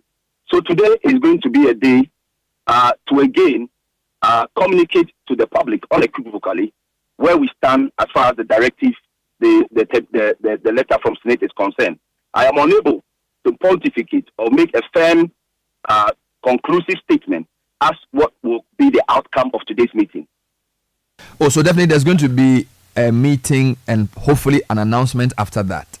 I say this because I've heard different groups say they want, beyond the termination of the process, they want the board to be dissolved and changed, and then they want management to also be changed. So that seems to be beyond the termination. There seems to be more demands, but I'm not sure there's unanimity among organized labor around that specific issue. So I suspect it will be this matter will be discussed in your meeting this morning. Yes, please. That's one of the issues that have come, because we have an organized labor platform, and if you see the anger, the rage, the discontent, a lot of things are happening at the same time, but we need to provide leadership. And it's important that we convene this meeting to look at all the issues, critically examine, the merit, demerit, because we are talking about Ghana here. The subject matter is Ghana. And we want to make sure that by the time we are done with this whole, issue, Ghana wins, and labor is also satisfied that we are charting the right path. Fair enough. We'll end it here. Thank you, Kenneth, for talking to us. Kenneth Kumsen is the Deputy Secretary General of the Ghana Federation of Labour, one of the three broad umbrella labour unions, which I need to still repeat. So there's the Forum of Public Sector Workers, which includes CLOCSAG and all the public sector workers. There's the TUC, which is the Trades Union Congress. So that talks of trades. So there's private sector and public sector involved. And then there's the Ghana Federation of Labour, which includes some people from JUSAG, some of the industrial workers within TEMA, and on the rest of it. So they are meeting today to decide on the next course of action. It's 8:01. Let's bring you tech and social media trends. Then I will go and continue this topic. In the meantime, what are your thoughts? 054-998-6996. Organized labor say, Yem Penny. Government says, okay, we hear At least the board of SNIT has decided to terminate the process. But now they say we should even sack the board. Tech and social media trends next, brought to you by Telecel. Now, are you ready to be the next millionaire in town? The Telecel More Money promo is here. 1 million Citi grand prize is up for grabs and could be you. Simply withdraw your mobile using Telecel Cash Wallet and be part of the daily and weekly draws where you could win up to 30,000 Cedis every week. Buy data or airtime using your Telecel Cash Wallet and double your chances. Making payments onto your fixed broadband also gives you a chance to be the next millionaire. The more you reload, the better your chances of winning in the Telecel More Money promo. To opt in for free, dial star 500 hash or send WIN to 500 or visit the Telecel Play app. This promo is regulated by NLA on the Caritas Lottery platform. Terms and conditions apply.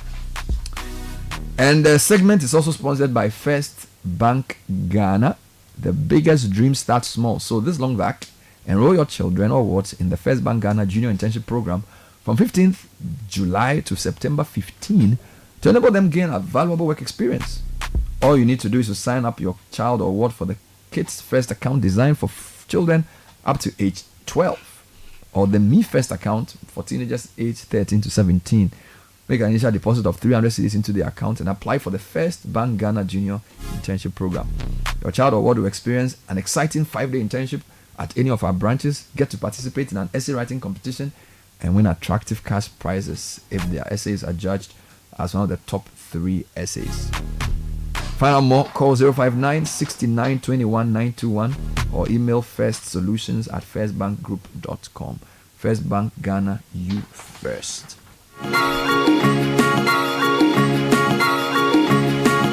Caleb is telling us what's trending this morning. Well, there are more than 8 million posts on Donald Trump this morning. He's in the trends, very strongly. 8 million. Yes, because of the assassination attempt on his life yesterday. Some people are saying, look, Donald Trump took a bullet for the nation. My lord. And it's generating a lot of interest online. You mean, as the plane, there are free way to crown. Free. But they've been saying that it doesn't have military history. So now he's taking a bullet for the nation. Taking a whole bullet for the nation. Yes. And then Messi is in the trends as well. Wow. People are excited about the victory of Argentina yesterday. And so a lot of conversations again about who the goat is and who the sheep is not. Trump, yes, I've mentioned. Messi, yes. And then SNIT is in the trends as well. SNIT is trending. For obvious reasons, as we know it. We'll be talking to the DG very shortly on the breakfast show this morning. Dr. Baumia is also in the trends. His campaign tour is going across the country and people are talking about it. If you go to tech news really quickly, Google parent in talks to buy cybersecurity startup Wiz for $23 billion. Basically, Google parent Alphabet is in advanced talks to acquire cybersecurity startup Wiz for roughly $23 billion. A person familiar with the matter said on Sunday in a deal that would represent the technology giant's biggest acquisition ever. Now, if you go to Apple's India sales jumped 33% to near $8 billion last year. And this is according to Bloomberg News. So a lot of big money happening in the tech space, a lot of takeovers, a lot of purchases and stuff like that. And Spotify is launching a comment section for podcasts. Okay. That's a new development coming through. All right. Let me just quickly announce that the price of, Bitcoin has gone up significantly following the attempted elimination of Donald Trump. Wow. You know, he's a key supporter of cryptocurrency, and news of his. So it's gone up. Yeah, it's gone up, and so if you're in that space, you know what to do. Yes, guy, don't do that.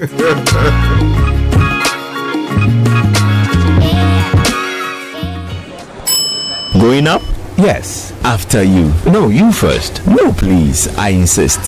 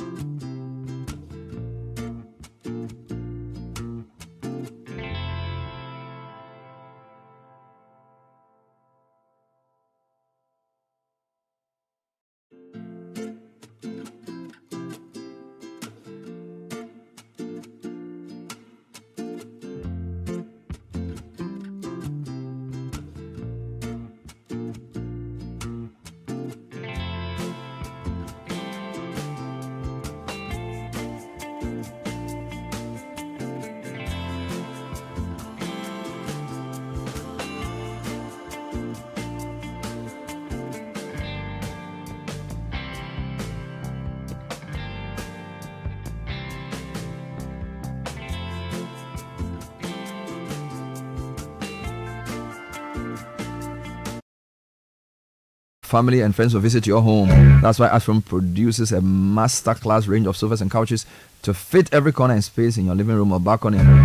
We offer exquisite range of modern design living room sofas and couches, center tables, wooden beds, headboards, wood wardrobes, dresses, etc. Visit our showrooms across the country and delight yourself with Ashfrom stylish living room furniture crafted with the finest wood or MDF.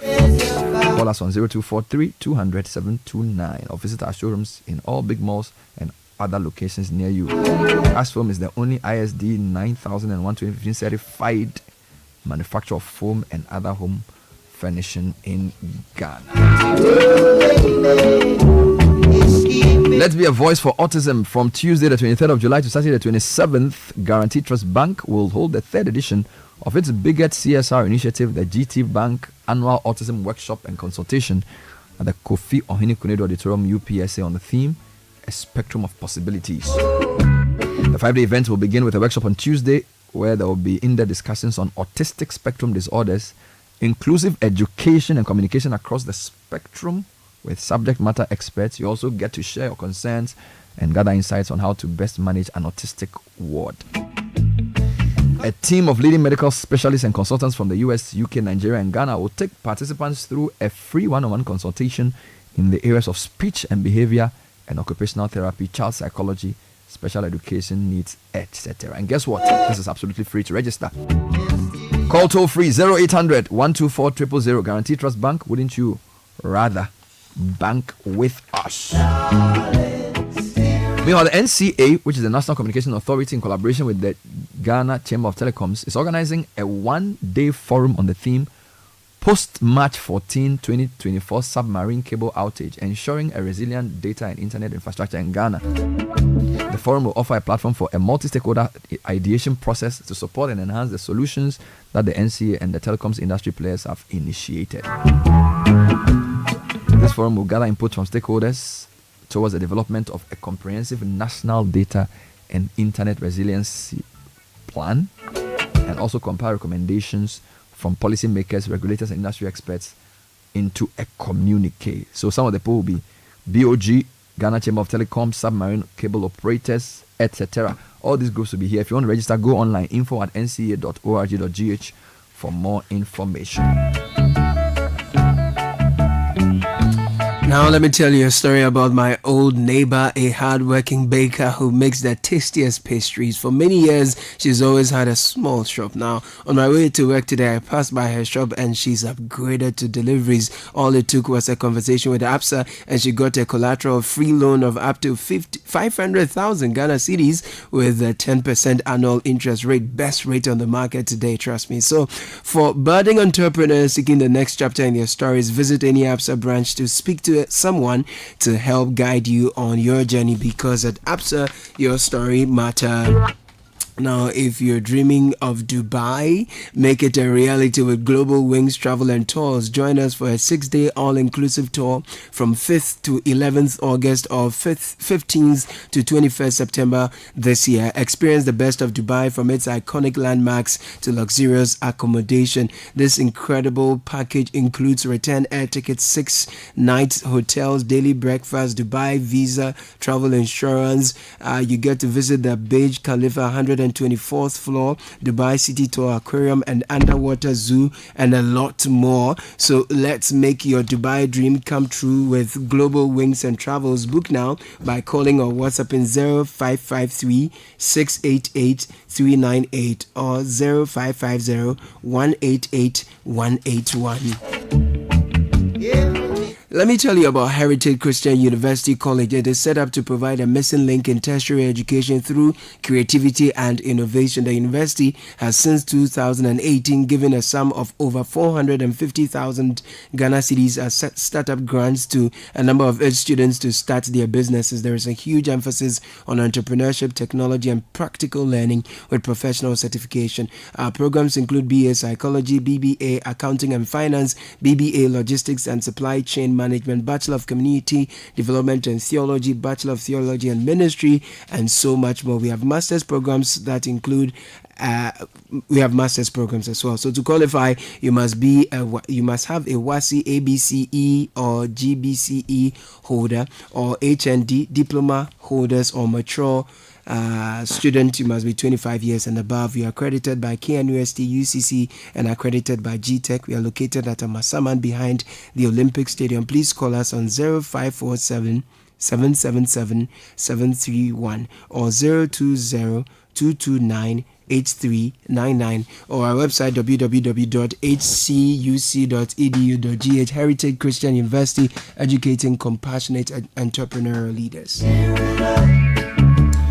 And organized labor is definitely stirring it up. They have issued multiple statements. I don't know how many you counted, Sky. I think you have the teachers, the doctors, the judicial service, the pharmacists, the whatever. I think there was even one new one that issued a statement. So there's one from the Aboboya people. Oh, you can't be serious. The Aboboya, we didn't know. They also said issued a statement. I didn't know that they were members of the governance. So they have also issued a statement. Okay. And the statement is by the National Union of Tricycle Operators of Ghana. So the National Union of Tricycle Operators of Ghana. Yes, NUTOG. And what are they saying? So they say that on behalf of the National Union of Tricycle Operators of Ghana, NUTOG, NUTOG, yes, sir. We call on all regional leadership of the union to heed the call of organized labor by laying down their tools and stay off work beginning the 15th day of July 2024. Now, this strike had become necessary due to the government's intention to go ahead with the sale of SNIT properties to Rock City, despite the call by organized labor for them to halt the sale. And it's signed by the National Secretary of NUTOG. So we now know that the board chair has written to terminate the process. I don't think any reason was given in the statement. If you have the statement in front of you, can find it for me. Yeah, so the statement is signed by Elizabeth Ekia-Ohene, who is the chairperson of the SNIT Board of Trustees, and is titled "The Discontinuation of Sale of 60% Stake in Hotels." 2 paragraphs. The board and management of Social Security and National Insurance Trust SNIT wish to inform the public that the process to divest 60% of SNIT stake in the hotels has been terminated. We wish to assure pensioners, contributors, and the public of our commitment to managing the affairs of the trust prudently for the sustainability of the pension scheme. Very short statement, 2 paragraphs. Now, Kofi Osafo-Maafo is the managing director of SNIT. We'll be speaking to him shortly to get his take. And basically, there are a few things that need to be addressed. Why did they have to wait for it to get this way, to this place? Okay, the letter was signed by the board chair. A few things to clarify there. We'll get into all of that shortly. There's something I want to point out, though, Bernard, quickly. If you know, the statement from the pharmacists and the pharmacy technicians, they have a roadmap for their action. So the first one, they say the 15th to 17th of July 2024, there will be a withdrawal of OPD pharmaceutical services. The second one is the 18th to the 21st day of July 2024, withdrawal of emergency pharmacy services. And the third one is from the 22nd of July to the July 2024. Definitely. Total withdrawal. And what are they asking for specifically? They are also saying that the government should not sell the 60% shares. But government say they won't sell it again. Now, you see, but you know, they have updated their demands generally. Now they're asking for the dissolution of the board. Be dissolved, and there are also some demands for the minister to be fired, and that there should be reforms in how SNIT's assets are managed and all of that. That point is forcefully articulated by UTAG. Okay, what's the UTAG statement? In light of these events, UTAG is calling for, in addition to the termination of the sale as demanded by organized labor, an immediate dissolution of the board and the resignation of the top management of SNIT. Their involvement in this unpopular and controversial transaction has revealed a critical lapse in their judgment and accountability and a poor appreciation of the public wisdom. Thus, those in positions of power within SNIT must step down to allow new people with a better appreciation of the enormity of the responsibility of managing pension funds to take over and restore public trust and ensure that such actions are not repeated in the future. Wow, so this is the UTAG. Yeah. And then who else has issued a statement on this? The Ghana Medical Association also issued a statement much earlier on this particular matter. So also what are they saying? basically backing what the others had already said. All right, let me speak to the MD of the company. Good morning, Mr. Osafo. Thanks for joining us. Good morning, Bernard, and good morning to all your listeners. Wonderful. By the way, when did you join SNIT, and how long have you been MD?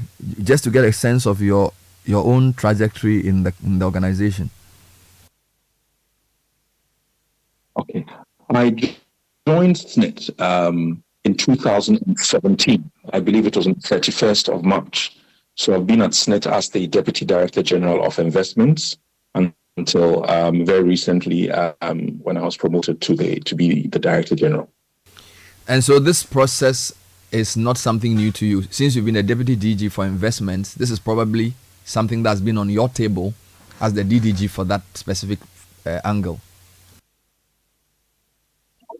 That is correct. It's been on my table since inception almost. That's correct. So why did SNIT terminate the process?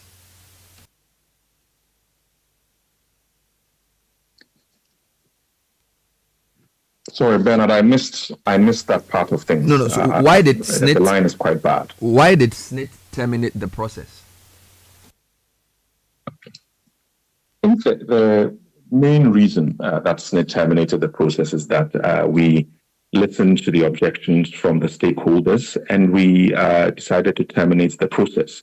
If you will recollect, what we said when we had the press conference was that we would continue to engage all the stakeholders. And indeed, we've been engaging them ever since this issue became a public matter. And that engagement has been continuous since then. So, I think that we've come to the point where the unions have been very vociferous in their objections, and we've listened to that. And I think it's only good that we listen to stakeholders and look to chart a new path on how we can improve the returns of these assets that are indeed underperforming, certainly by our measure. Do you think you left it too late? Because as of the time the announcement came from the letter we saw, the unions had already issued a statement saying they were going to strike from today. Did you and the board and the whole SNIT, the people pushing this, upon reflection, did you leave it too late?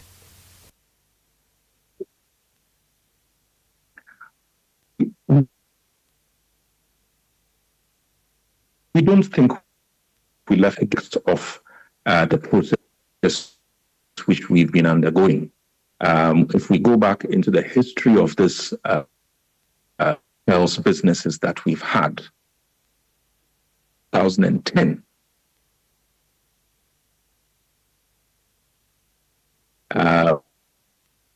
made to include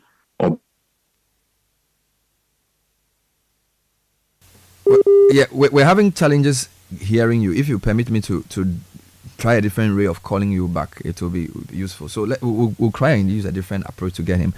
We've called him on the line, but it's not very clear. I'm talking to the MD of SNIT on this controversial matter that has come to a head with a test 2-paragraph statement, which was dated the same day, the 12th. So it couldn't have been a coincidence. Exactly, because the in fact, if you look at the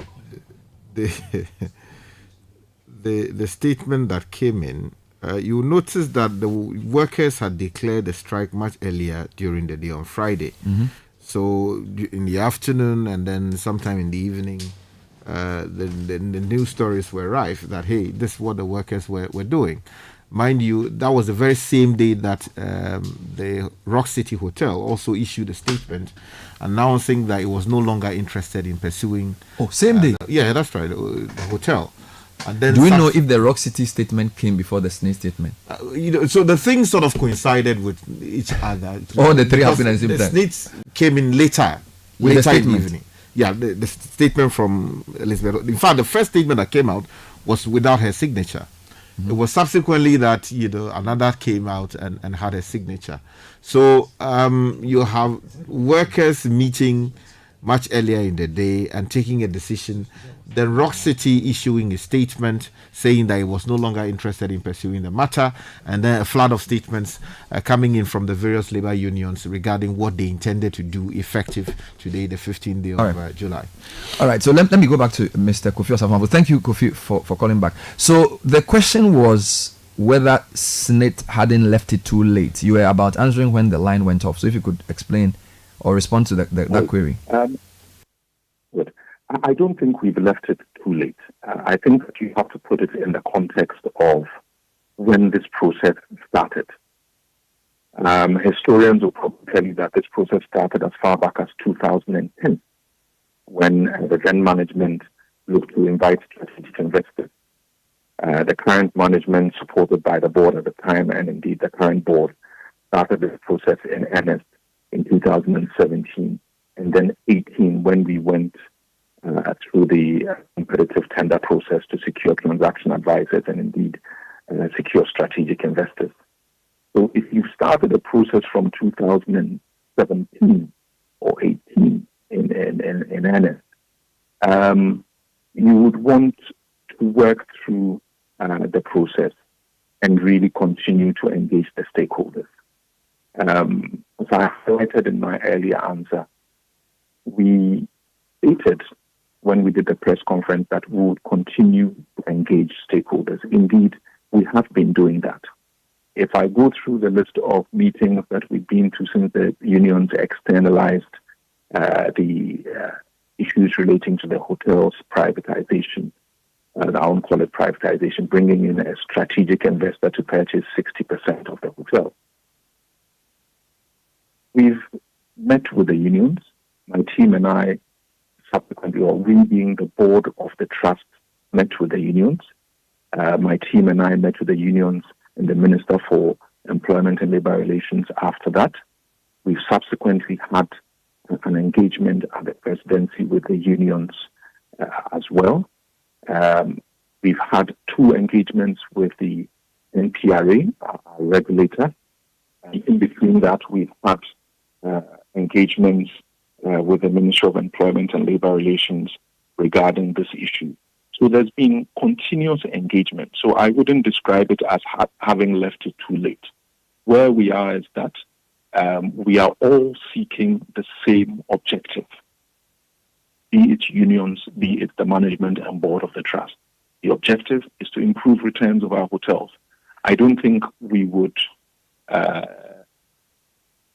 any other objective than to improve the return. All right.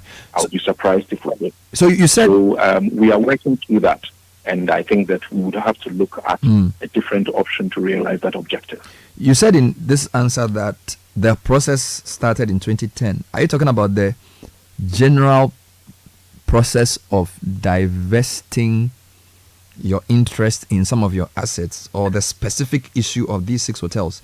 I ask this because I'm not sure if all these 6 hotels had the level of track record, or even some of them even existed in 2010. So I just want to make that clarification for me. Okay. The point I was making is that if you were a historian on SNIT, what would have been said is that this process was thought of as far back as 2010 to bring in strategic investors. We, as in the current management and the board, started the process with the 6 hotels in 2017 and 18, when the board directed that we should look for strategic investors, and we started an international competitive tender process. So what I'm saying is that the process was thought of in earnest, and indeed some thought about that as far back as in 2010. As far as the current management and board are concerned, we started this process with the international competitive tender for a transaction advisor in 2018, and subsequently continuing for a strategic investor in 2022. So the process has really traveled for a long time. It's not something new. If you recollect, Bernard, this was raised at the Public Accounts Committee, and I responded to it on behalf of the trust. I believe it's also been raised in Parliament before. So it's not a new discussion. It's a very public discussion. And the Auditor General also raised it in our audit reports that these hotels were underperforming and the returns needed to be improved. So I think that it's not new. And I don't think we've left it too late, but the important point is that we've listened to stakeholders and we'll continue to engage.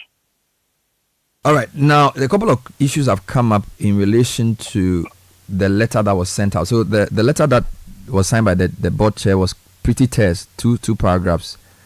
And it basically was signed by Madam Elizabeth Ohini. Some people are asking why she had to sign the letter. I'm sure you can clarify this.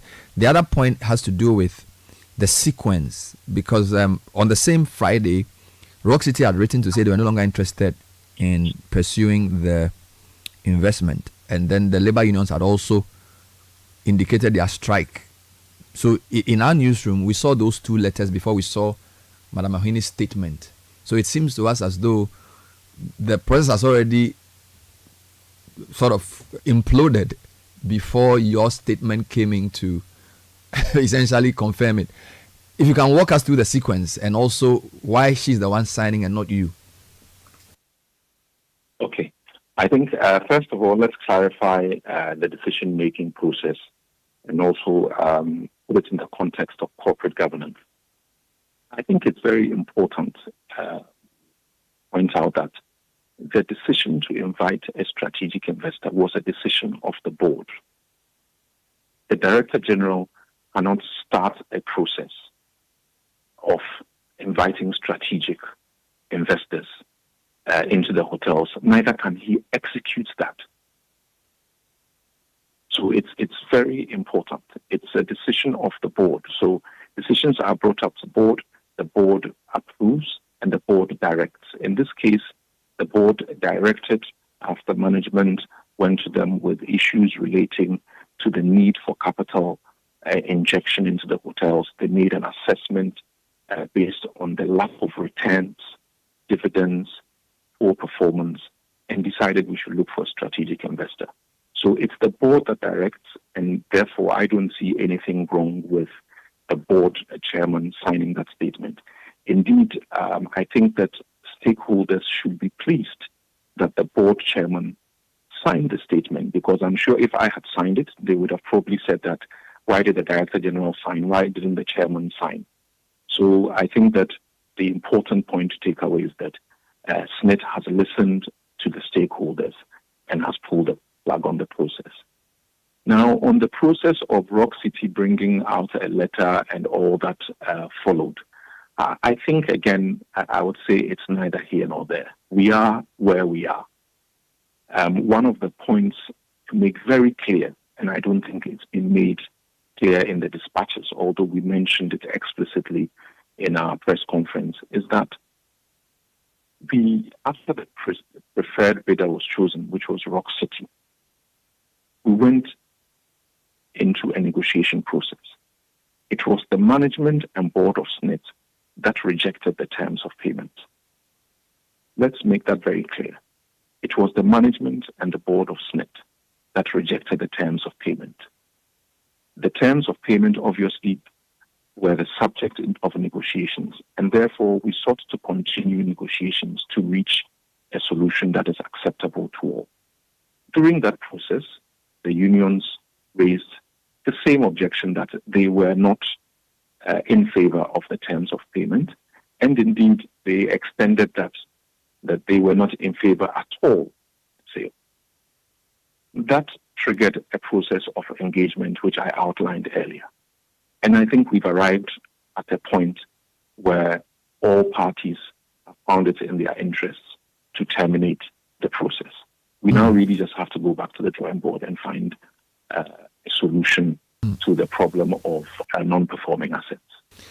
So that's quite interesting to say that it was the management and board that rejected the terms of payment proposed by Rock City. So that means that it's not even necessarily our opposition as organized labor or whatever that led to this process. It's almost like the process itself was not successful within itself, if you follow, because the terms of payment they proposed, indeed, that same capital advisors letter that was put out in the public seems to agree to what you're saying about the board and management not agreeing to the terms of payment, because I think that also said that the terms of payment were not favorable. So the point I'm trying to make from, or deducing from what you're saying, is that then maybe you're terminating the process because you failed to arrive at a favorable financial conclusion, not necessarily because organized labor is angry. I think both of them apply. I mean, I wouldn't belittle organized labor's position at all. They have a stark difference in terms of the way we should have gone about this process and whether we should have started the process at all. But the point you make there is correct, in that our own internal processes arrived at a point where we did not accept the terms, and therefore we were negotiating for better terms. But we did not agree to anything. And I think also, if you listen to the public discourse, the impression at one point that was even created was that these hotels had been sold, when indeed they hadn't. So I think that's a point of emphasis, and indeed it's a point that I believe all the various unions should take into account. Should take into account in their decision making, that the processes within SNIT and at board level worked, and they do work. We go through things very thoroughly and take our responsibility very seriously. This was not any ad hoc process to arrive at a solution. No. We started the process in earnest on the basis of looking to achieve better returns, and also bearing in mind what we ourselves, in terms of our investments policy and guidelines, ask us to do, which is to improve returns of underperforming assets. And that is our core strategy, or a core part of our strategy. Fair enough. For such a seminal decision, which was communicated via the letter from the board chair, am I to understand it that a board meeting was held to decide to terminate the process? Because this is a major decision to take. So was there any meeting to make that decision, or was this basically, I don't know, how did you arrive at that conclusion? Because it's a major decision to announce a termination of such a high profile process. Well, Bernard, a meeting need not be meeting in the boardroom, but the board decided, and the board chairperson signed the letter. I think that a major process like this, like you say, isn't terminated lightly. But that position has been reached. And again, I think that we are overemphasizing the path to where we got to. We are here. So now how do we go forward? I think, to me, that's the most important thing. There is no reversal on what the board chairman has signed. And for me, the critical question is, how do we proceed? I think that is really the question. Now, a few more thoughts, and thank you for your time. The companies that put in a bid, some people will say we didn't see any major players in the hotel investment sector on the African continent put in bids. I stand to be corrected on this though, but Hilton Hotels, Accor, and all these groups necessarily did not have their names featured prominently in there. Could it be that the how shall I say, the what you were offering was not that lucrative? Because we do know that there have been increase on the continent in hotel investments in some markets, and you are putting up for sale for investment 5 or 6 big hotels in Ghana. Were you is it the problem? Is the problem a Ghana problem? Is it the economy? Is it the way you pitched it? The fact that they were making losses or whatever? Because if we check other parts of the continent, there's been, I think, a 7% increase in investments in hotel franchises across the continent. So that this shouldn't have been such a difficult thing to do. So I'm basically trying to think around why, even prior to the organized labor confusion, you didn't even get an offer that gave you the right financial terms. Do you follow me? I don't know if the question makes sense. Okay. Let me see whether I can answer your question. I think that I couldn't give you reasons, or let's say I couldn't give you all the reasons why other parties wouldn't get involved or didn't get involved. What we did on our part is to follow a process, a fully transparent process, an international competitive tender to advertise. Now, the outcome is what we had on the table. There's no way of changing the outcome. Now, the issue around why other parties did not get involved, that I cannot answer. But again, if we are where we are with the issue with respect to the unions and stakeholders objecting to the involvement of strategic investors, then maybe they saw something that we didn't. Maybe that they were wary of all the political issues surrounding the seeking of a strategic investor to come into the hotels owned by a national pension fund. I don't know the answer to that, and this is just conjecture. So again, I think that we are where we are. Yes, in other regions, there would have been, I would say, strategic investors going in, and they would have been going in to buy maybe private assets. Private assets take a shorter time to execute. We've been through this process for 6 years, and we haven't even been able to reach a conclusion. So I think that that in itself also should give us food for thought on the investment climate within the country. Again, not to re-argue the old issues, but when you met the media and you gave the rationale for the path chosen, you gave us the financial position of all the 6 companies. So some people wonder why we lump them together. Now that we've come to this junction, the strategy going forward, would it still involve putting 6 assets that perform differently? Because, for example, you pointed out that Labadi Beach Hotel made an 18 million average 5-year profit. Ridge Royal and La Palm made losses net 5.5 million. And the others made smaller profits, and then Trust Lodge made a small loss. Will the strategy of putting all 5 together still be the way to go? Or now that this has come to a head, maybe you want to go one by one?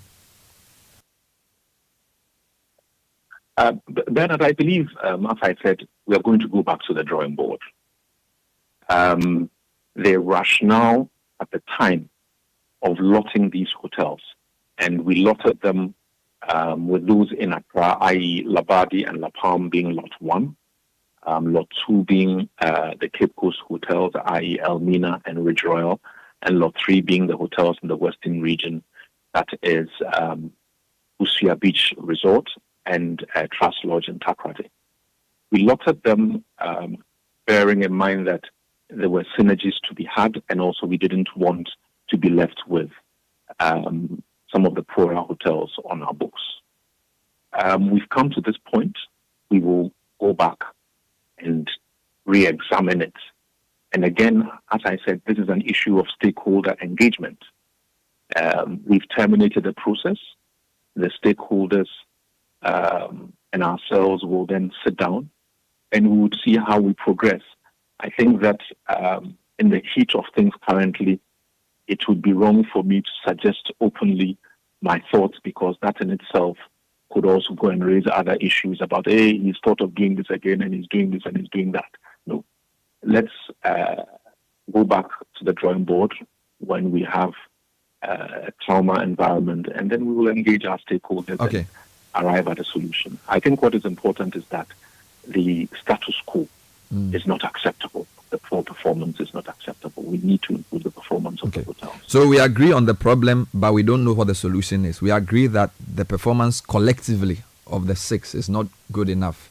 But whether to divest or whether to ask government to pump more money or whether to change management entirely or whether to organize a prayer meeting, we don't know what solution to go forward. Fair enough. My last question has to do with the organized labor is beyond asking you to terminate the process. Is now asking that the board be dissolved and the management be removed, because you have not, in the words of UTAG, listened to collective public wisdom on the matter. They feel the points they made and the length of time it took them to get you to even come to this decision clearly suggests that the people who are managing SNIT at the strategic level at the board or operational level at management do not feel the public pulse and understand the public sentiment, insofar as these are public assets which go to pensioners, contributors, and the general public. What's your comment? Okay. I think we always need to go back to what the problem is that we are trying to solve.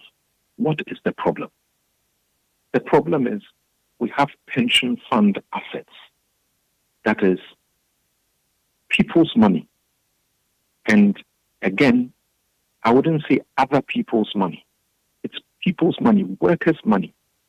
If you have a fiduciary duty to improve performance, would you not try to do something about it? Is that the real cardinal sin in looking to improve the performance of underperforming assets? I don't think that is wrong. And again, I think UTAG, it's universities. So let's talk about how one would manage a portfolio. You cannot manage a portfolio without doing anything. Something has to be done. We just have differences in opinion in how we arrive there. And that in itself is healthy, because it means that we engage all stakeholders and we come to a solution. I don't think that it is ever possible that everyone would have the same solution in mind for a problem. Some people philosophically are even opposed to the simple fact that private investors are being brought in. You can never change their minds. Some people would say that you should just take whatever available funds SNIT has and invest them in the SNIT hotels ad infinitum. That is not a situation which we think is acceptable, but some people would think so. So we can never really, I think, all come to the same conclusion. But let me also make another point, and I think that it's just worth stressing. And that is on what the management and board of SNIT have achieved since I've been there certainly in 2017, and I can speak to the track record and the changes that have been put in place. And again, when we look at that and we look at the operational improvements that have been brought in,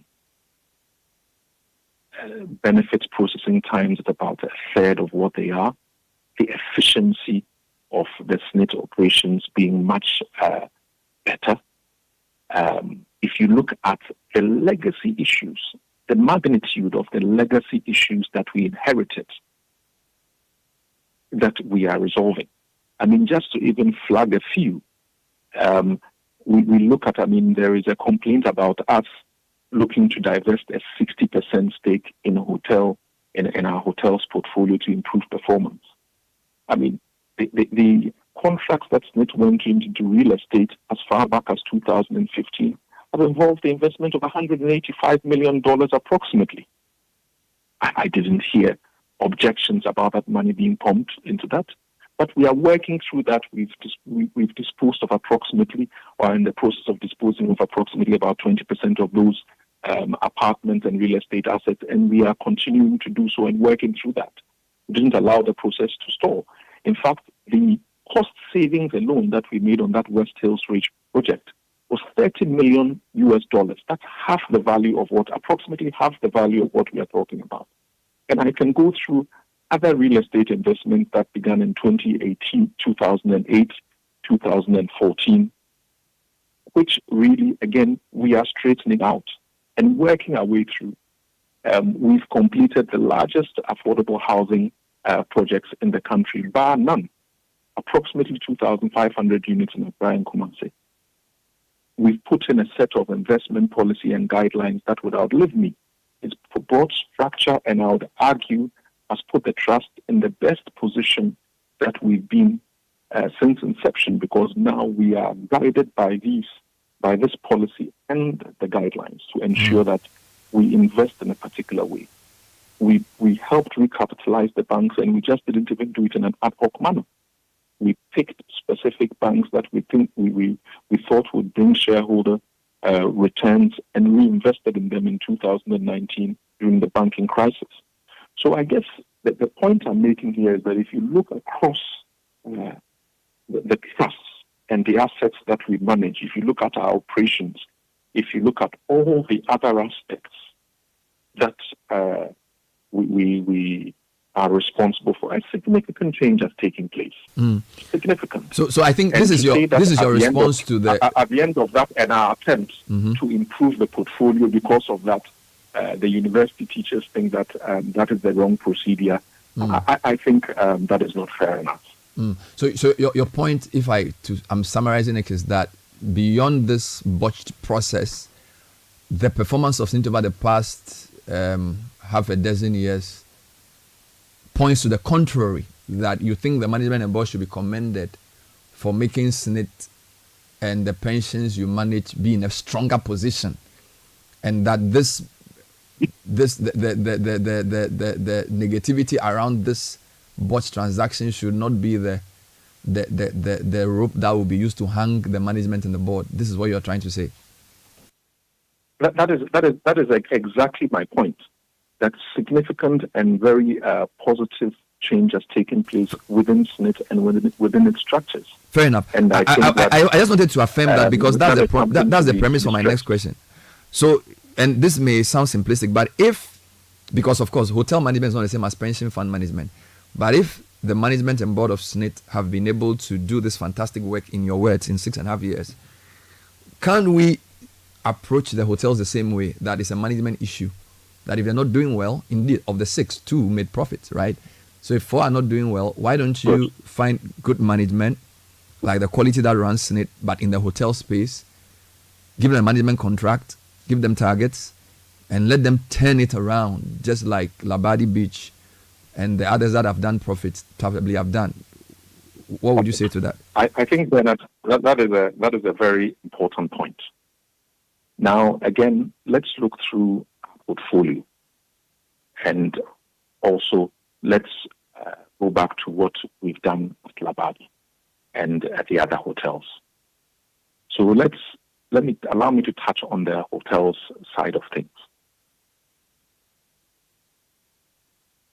Where did we start? In 2017, we had Legacy Group, which was a private hotel manager managing the hotels.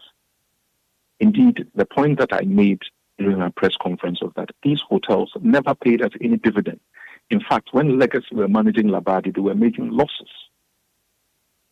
I just want to, in 2017, when this decision was taken, let's put that into context. We ended the contract that Legacy had with GBH Hotels, which is La Palme, Elmina, and Busia Resort, because they never paid us dividend, and they were taking revenue off the top line and from gross profit. That is the contract we inherited with them. So private management did not work for SNIT. In Labadi, part of the reason for the turnaround is, in fact, we removed Legacy from the system as well. So we've tried the different ways of doing things.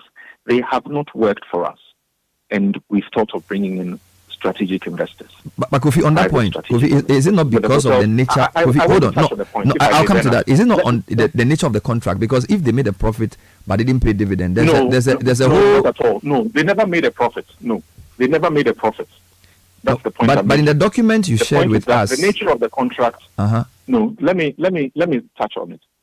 The nature of the contract we had with these meant that they were taking a percentage of revenue and of the gross profit. Gross, not net, gross. So there are two different points, gross profit. And I think that in the public domain, some people have also been quoting gross profit as net profit. It's not the same. So at gross level. So which means that they were benefiting from it when we were not. But I just want to touch on a point which is very relevant. Now, if you look in our portfolio and what is performing, the banking sector that is doing very well, and we are the largest shareholder in the banking sector, by the way. It's listed. It's private. I mean, that should tell us something. We are the largest domestic shareholder in MTN. It's private. So I don't lose sleep with our private investment. It's with our unlisted companies where we have some control, where there are issues. And the point to make is that some of this turnaround in performance has been brought about by the fact that we have set them targets and we go by them. Labadi management will tell you that we meet several times a year to go through performance. We do the same with our other unlisted companies. We have a solid monitoring process with which a solid monitoring process that we apply. So again, let's not throw the baby out with the bathwater. I get it, Kofi. What I'm trying to point out is that the track record of the hotels that you gave us, profitability and dividends between 2019 and 2023, Labadi Beach Hotel's average 5-year profit after tax was 18 million cedis, right? Yes. And dividend paid over the past 5 years was, from what I see in the document, 48. Maybe I may be wrong. 48 million. Okay. Now, the question I'm asking is: this is net profit, right? Yes, that is net profit. So my question is: if Labadi is making profit based on the arrangement that you put in place, why can't you put similar arrangements in for La Palme, for Elmina, for Busia, for Ridge Royal and Trust to also use efficient operational management to make that kind of profit? Bernard, I think that we have to look at this several ways. Look at it from a portfolio approach and also look at it from what we are trying to achieve. If you are running a portfolio, what are we looking to achieve? You have to manage the risk of the portfolio. Indeed, if you look at our asset allocation policy, one of the issues that we were looking to do, and one of the key paths that we are looking to head on, is to really also decrease over time our exposure to unlisted companies. It's part of risk management. So in a way, if we say that we are looking to divest part of certain assets, it is not necessarily a bad thing. The other way to look at it is that what were we looking to do? We were looking to also raise capital to invest part of it reinvest part of it into the portfolio to create world-class assets, hotel assets that would yield us return. Now, if you are looking to raise capital, then selling part of a profitable venture is not necessarily a bad thing. And I made the point at our press conference that we are seeking to maximize what we can get from our assets whilst we decrease our exposure. And we retain a significant share. We can put a dividend policy in place, ensure that we adhere by it, and make sure that, yes, we own part of the pie, but we own a share in something that is more profitable overall. We've tried all the other measures, and they haven't worked, and we thought it was now time to bring in private investors. Indeed, in the case of Labadi, I cited two examples. I made the point in two ways with respect to how we should look at this Labadi issue. In jest, I made the comment, or it was a famous saying from one of my bosses in my previous life, very early in my career, and he said, "Kofi, there is nothing wrong with your profit in the bank. There is nothing wrong with your profit in the bank." And then the second point I made at the time was that we are very used to having run-down state assets and then selling them for cheap. We did not go down that path. If you were selling your car, Bernard, or for that matter, your house, if it was your car, would you wait for it to be on blocks with no tires underneath before you started selling it? I suggest not. So the fact that we were running a profitable enterprise and we seek to raise some capital from it to be able to reinvest and also to get it back into our portfolio, I don't think it should be viewed as negative. But we are where we are. There are different opinions on the table, and we'll continue to engage. I think I'll take the point that there are different ways that this could have been approached, or there are different ways to go forward. We'll look at them, and I think that we can get to a solution which will improve the returns of the Fair enough. So just finally, you said we'll go back to the drawing board. I suspect this drawing board would include organized labor. Hello? Sorry, can you hear me? I'm saying that my final question, you're saying we are going back to the drawing board, and I'm saying this drawing board will include all of organized labor because these are public assets, and this has become such a high-profile matter that this is not just the drawing board between management and board, but it's now the national drawing board, I guess. Yes, it makes it more difficult, I have to admit. But again, it's engagement. That engagement starts at our board level, which there has always been. Bear in mind that the unions have representation on our board. So the engagement starts there. I mean, let's not make it sound as though there is no union representation on our board. There is. So the engagement starts there and has always been there at that level. With what has occurred, we externalize the engagement. And indeed, as I pointed out, once this issue became external, we have been engaging them and we are open to engaging them. So again, it's just a different way of doing things, but we welcome it. They are stakeholders, and I think that we can arrive at a solution that is acceptable. Do you have a message for organized labor? They have gone on, they've declared strike, and today they have said that they should not work. I know they will have a meeting later this morning. Do you have a direct message to them? My message to them is very straightforward.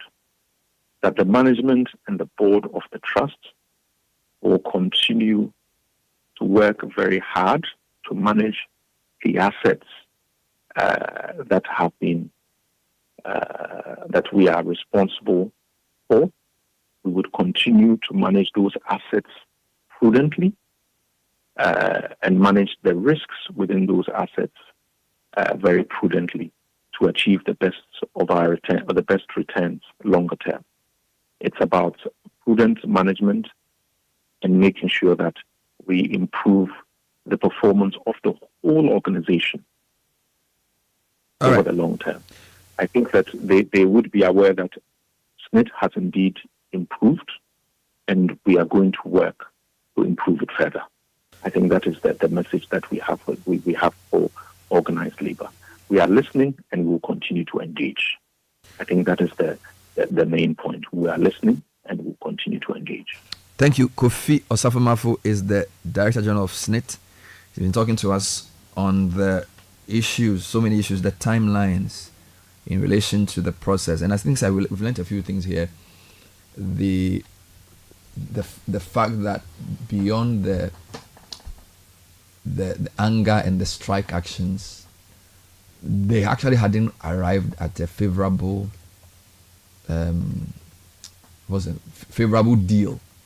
You get a point. So the payment term that Rock City proposed, they didn't agree. The transaction banker says they shouldn't take it. Management and board didn't agree. Then Rock City also writes to say they're even not interested in the process anymore, and sort of coinciding with the organized labor thing, and organized labor now wants them to go. So I don't know what you make of it. It's almost like avoidable. They've dug themselves into a hole, right? Look, I mean, let's not kid out. So it's great that the Director General came out to speak with us and to offer some explanations as to what they did, why they did it, and where they got to. First of all, on the subject matter of they not getting a favorable terms of payment, if they had gotten a favorable terms of, they would have sold it. So in other words, the workers are not saying that they are not happy with the terms of payment they are proposing. They are saying that they don't want their assets sold. Yeah, so that's what I'm saying. There's a very important difference. That there's a clear distinction. If they had come to favorable terms of payment, yes, it would have been sold. In spite of the strike? That's what it is, because from what he's saying... That's what you're taking from it? Yeah, because the workers are not saying that, we don't like the terms of payment. They are saying, we don't want you to sell our hotel. No, the workers say, don't sell our hotel to Brian Champon. No. I heard the You don't word, think so? No. They are saying, don't sell it. Whether it's Brian Champon or somebody else. But some of the statements... no. Sandra, they avoided... you have been interviewing... I just want to clarify this, because I suspect that the Rock City involvement was what made it worse. Sandra spoke to a member of the medical profession on Friday. Yes. Or day before. He made it clear that they are not personalizing the issue. The issue is about the intended sale of the hotel. They don't want it sold. It's not a question of whether... But I'm saying that generally in the public domain, it's the fact that Rock City is the winner of the bid that made it... aggravated. That's what made it annoying and angering. I mean, what's the word I want? Okay. Yeah, because don't forget that the whole Ablakwa point has been about conflict of interest. Yeah. So it was not in principle against a sale. We cannot downplay the Brian Champon role in terms of his ownership of Rock City as the reason for the angst. The anger was because the narrative is that you're selling our asset to yourselves. And the person you're selling it to is a member of the government. You can draw a reasonable conclusion. No, that's why people are angry. No, you see, there are people who are angry with all kinds of things. For all you know, if Marriott had said that they were interested in a hotel and they wanted to buy, people would still have been angry anyway. No, but from what we know, let's not make it for what we know, it was the involvement of Brian Champon, because Ablakwa's matter to Sraj was a matter of conflict of interest, and it's conflict of interest that the guy is a cabinet minister. In fact, the day Sanda interviewed Ablakwa first, he said, if you go to cabinet meeting as a minister for agriculture or whatever, and this matter comes up, you obviously, because you are in cabinet, find a way. And then then Brian's response was that when the president, I wasn't even minister. Yeah. So we cannot organized labor can say that they are against the sale, generally. That's what they have said. But the public anger has been in addition to the sale, or possibly because of the sale to Brian. Bernard, there's a hotel at airport. Is it Golden Tulip? Yeah. Government sold a 70% stake to Lancaster Hotel. I think so it's Golden Tulip Lancaster. Yes. Good. It's a Lebanese firm. Yeah. We haven't heard noise about it. And this happened last year. But it was not a hotel for workers. No, but it's a state-owned hotel. Let's get the distinctions clear. No, SNIT, we contribute. You and I contribute to SNIT. Workers do that. As part of preserving our investments, SNIT invested in these hotels so that they will make some money, and when we go on retirement, they can pay something to us. Yeah, but Sanders' point is that was okay. So I get a point that the fact that workers are involved broadens and makes it more an emotive issue for the public. Yeah, that's right. But that does not vitiate the point it makes that government had stake in Golden Tulip, and government offloaded those shares to Lancaster, and it was not public discussing like this. Not even from workers. So, okay, granted that workers may not be interested because it's not direct. How about the politicians? How about Ablakwa? How about the NDC? How about the chiefs? How come they? So the didn't involvement complain? of the politician is also part of. I think the political part is what makes it. Even though technically, yesterday when I interviewed the GMA vice president, he said to me, and I said to him, "Are you guys simply not being nationalistic in your approach? You just want nation ownership of assets and not you private know." sector. And he said, "If that's the way, so be it. They are happy to do so. They are forever going to be national." And of course, you know how TUC's formation, their whole ideology. So it makes sense that they have that belief. But significantly, I think if it was, say, like you mentioned, Hilton that had come from in, another country, it would not have generated the same level of unite. And Blackwa would not have led the and demonstration. they use the word state capture. Yeah. You see, if it was, think about it, if a private firm like Accor Hotels or Hilton Group or whatever comes in to take part of these shares, I don't think, and don't forget that, by the way, don't forget that there were 6 or 5 members of organized labor on the board.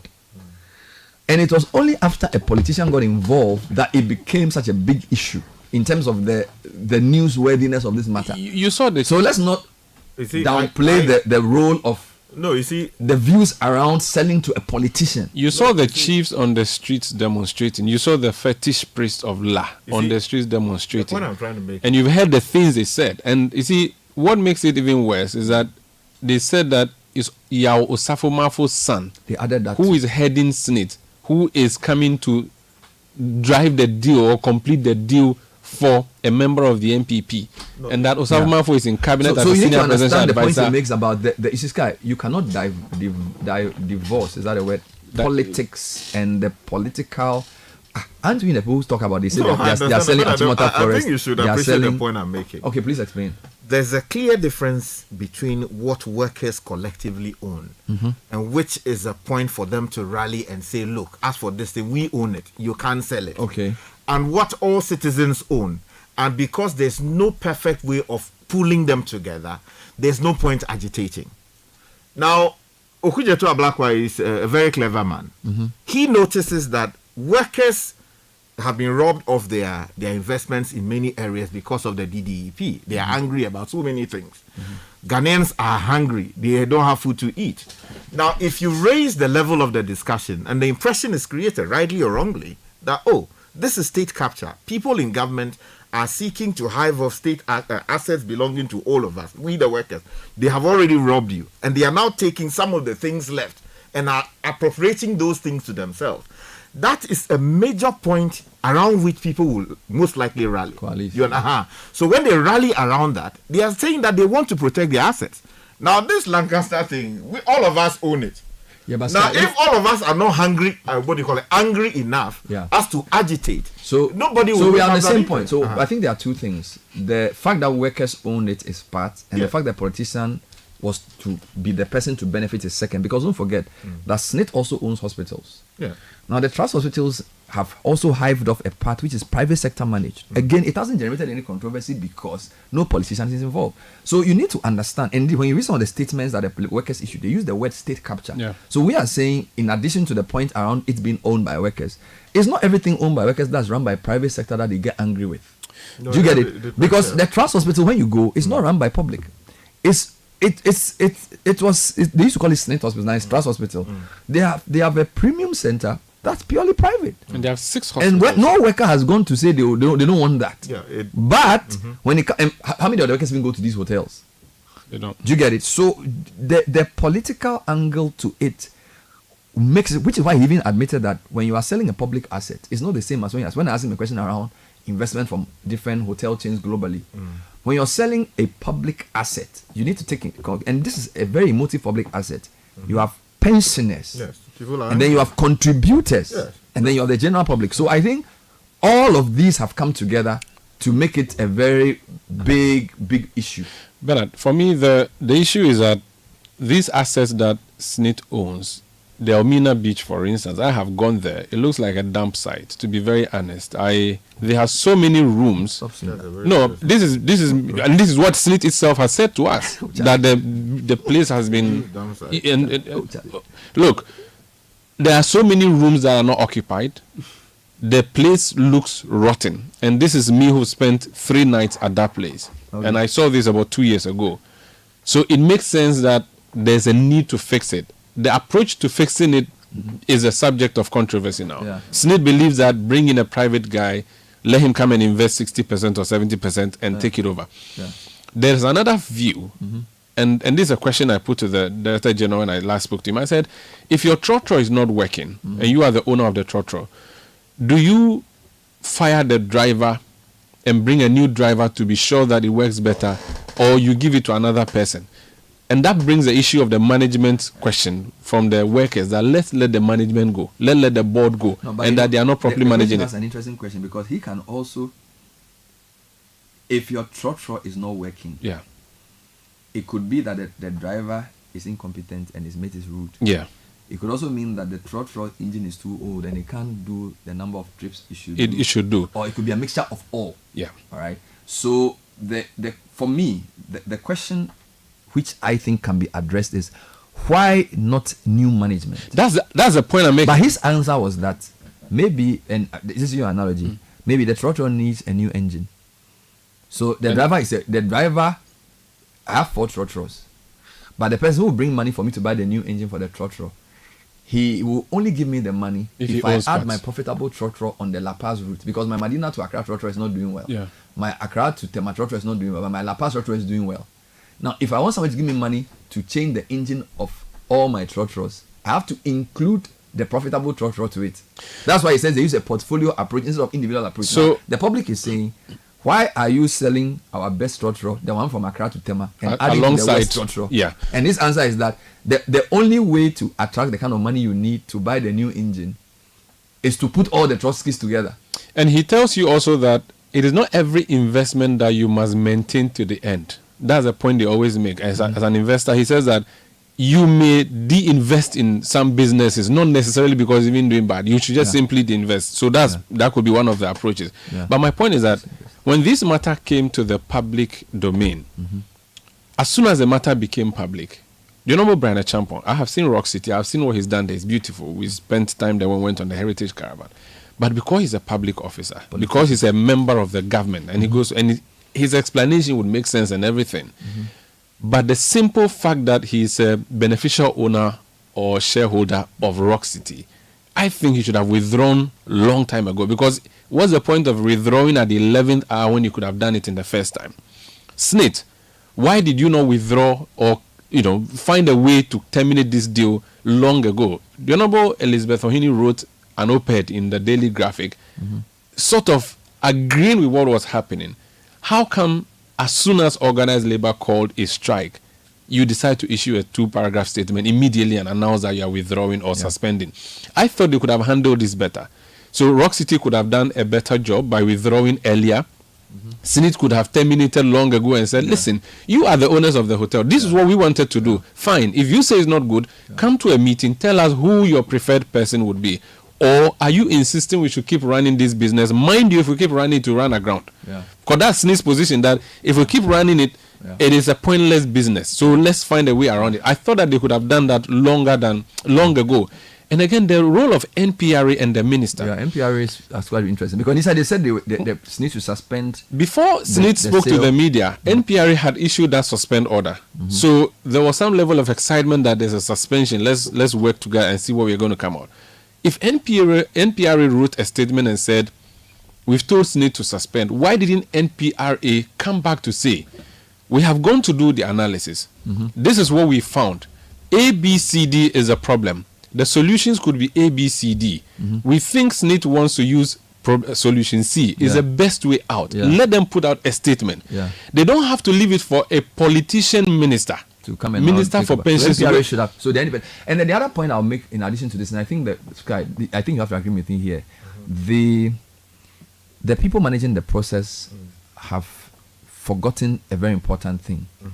So when you are trying to make a decision about a public asset, particularly as you said, one owned by workers, there's the financial investment decision, there's the legality of the decision, and then there's the ethics around the decision. Okay, so you may be right financially to say that the best way to save this company is to put a portfolio together and get an investor to bring in money, add good and bad assets together. That's what they usually do when they sell these assets. Financially, it may make sense. Legally, You may give it to 10 lawyers to read to and they say, legally, there's nothing wrong. We went through a process. This is the person who went through the bid. And then this is the winner. Now, I remember I made a point to you a few months ago that in Ghana, we confuse law and ethics. It is perfectly legal for me to be unfair to you, but it is not ethical. So I can play hardball and be rude to you. Once I don't violate a law, what I'm trying to say is that sometimes is also a legal issue. No problem, but that may be a wrong example. Equity. So law, in terms of what is lawful and what is ethical, may not necessarily always be the same.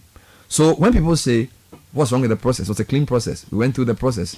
They forget that once you have a politician as the owner of a company that is in government, buying assets belonging to the largest pension manager in the country, ethically, do you get my point? So when you are managing a public asset and you are looking for finance for, you need to think about the finance, the investment, the law.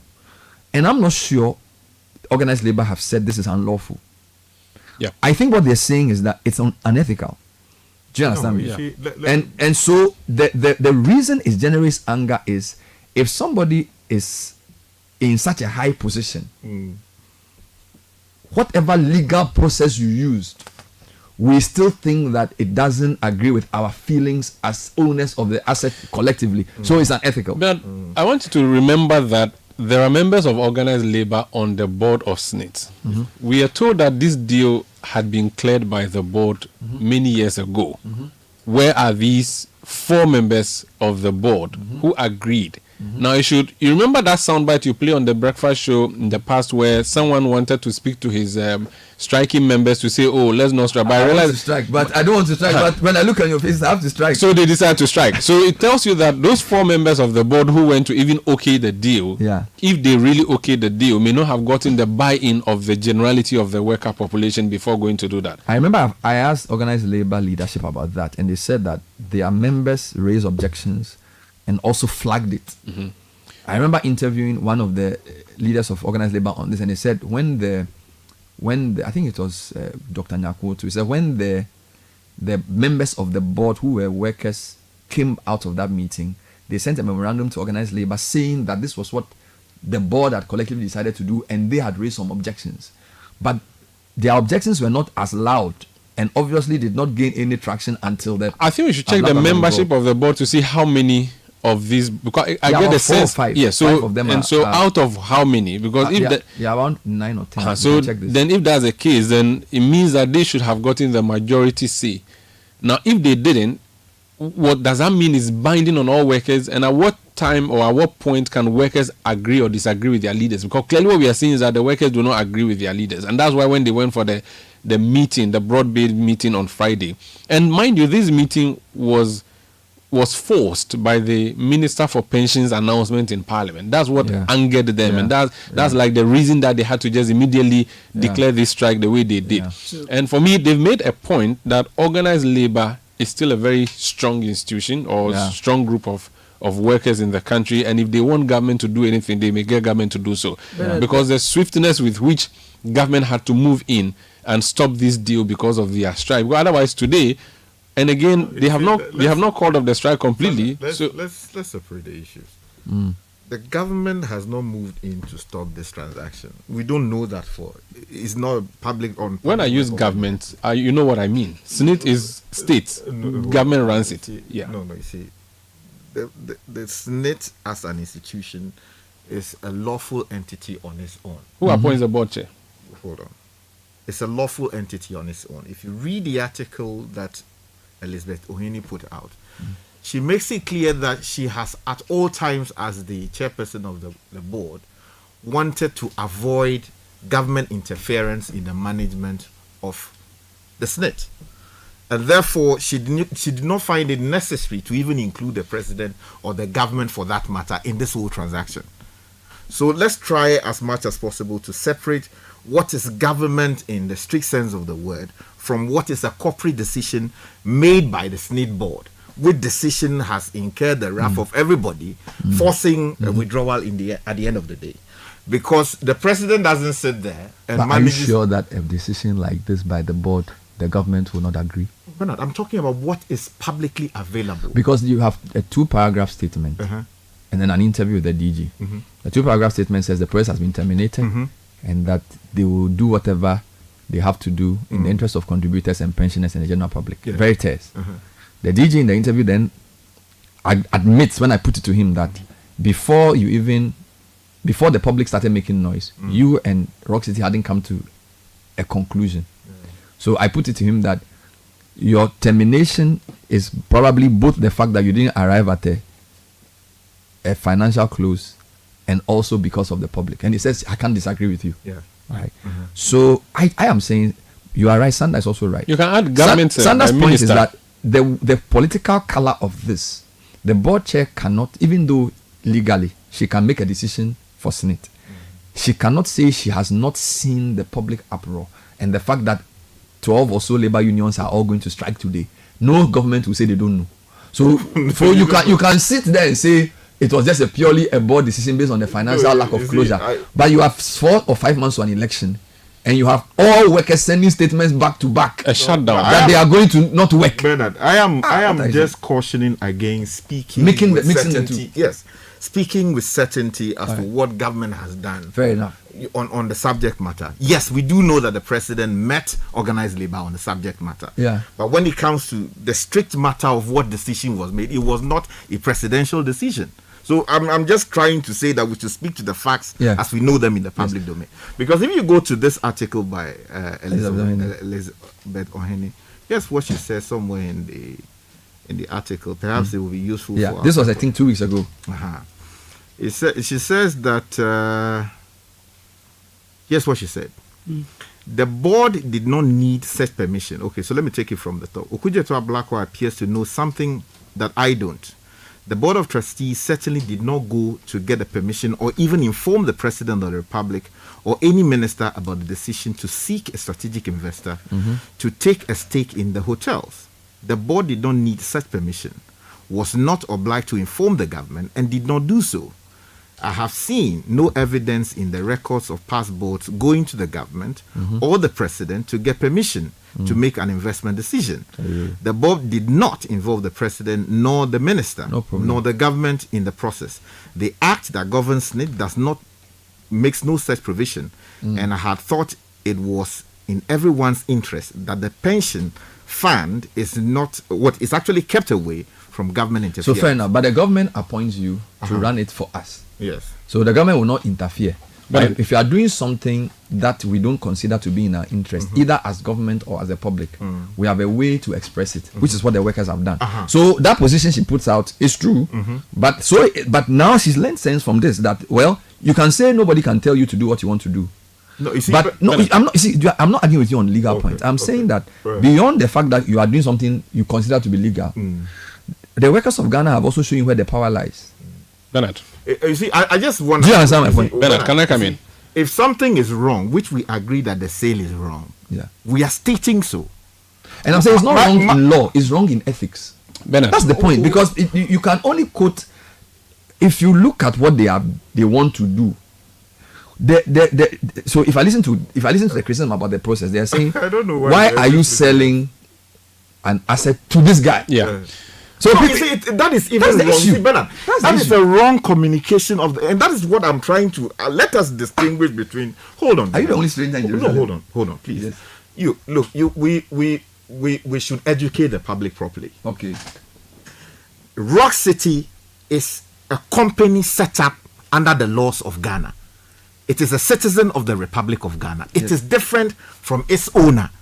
Company law. Yes, that's right. That's but that's what I'm saying. That we know, but we are saying that he owns it. So once he owns it, we don't care whether it's separate. But he's still the beneficial owner. Oh, hold on, Bernard. So don't say that Brianna Champong is buying a hotel. No, I haven't said because that. if hold on. I'm just saying. It's important we make this distinction. I haven't said that. Because tomorrow, if Citi FM goes to enter into a transaction, I understand, has to benefit from something. Yeah. Let it not be said anywhere that the shareholders, including what do you call it, Papa Nick and Papa Sam have gone to buy government property. I get your point. Yeah, so but I'm saying as journalists, we should communicate that position properly. But you see, let's also not stick to this interpretation of law and assume that the whole public doesn't have sense. We are saying that once the hotel is owned by the man and the hotel is going to buy another group of hotels, by extension, the man is going to benefit.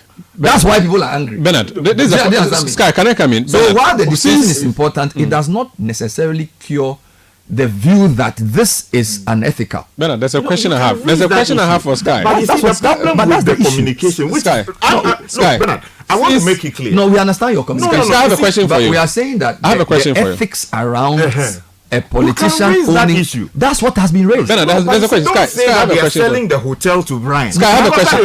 No one has said that. Sky, I have a question for you. Since this matter came into the public domain, have you heard the PRO or general manager of Rock City grant an interview? No, just a question. Have you? Hold on. Have you? No, just answer yes or no.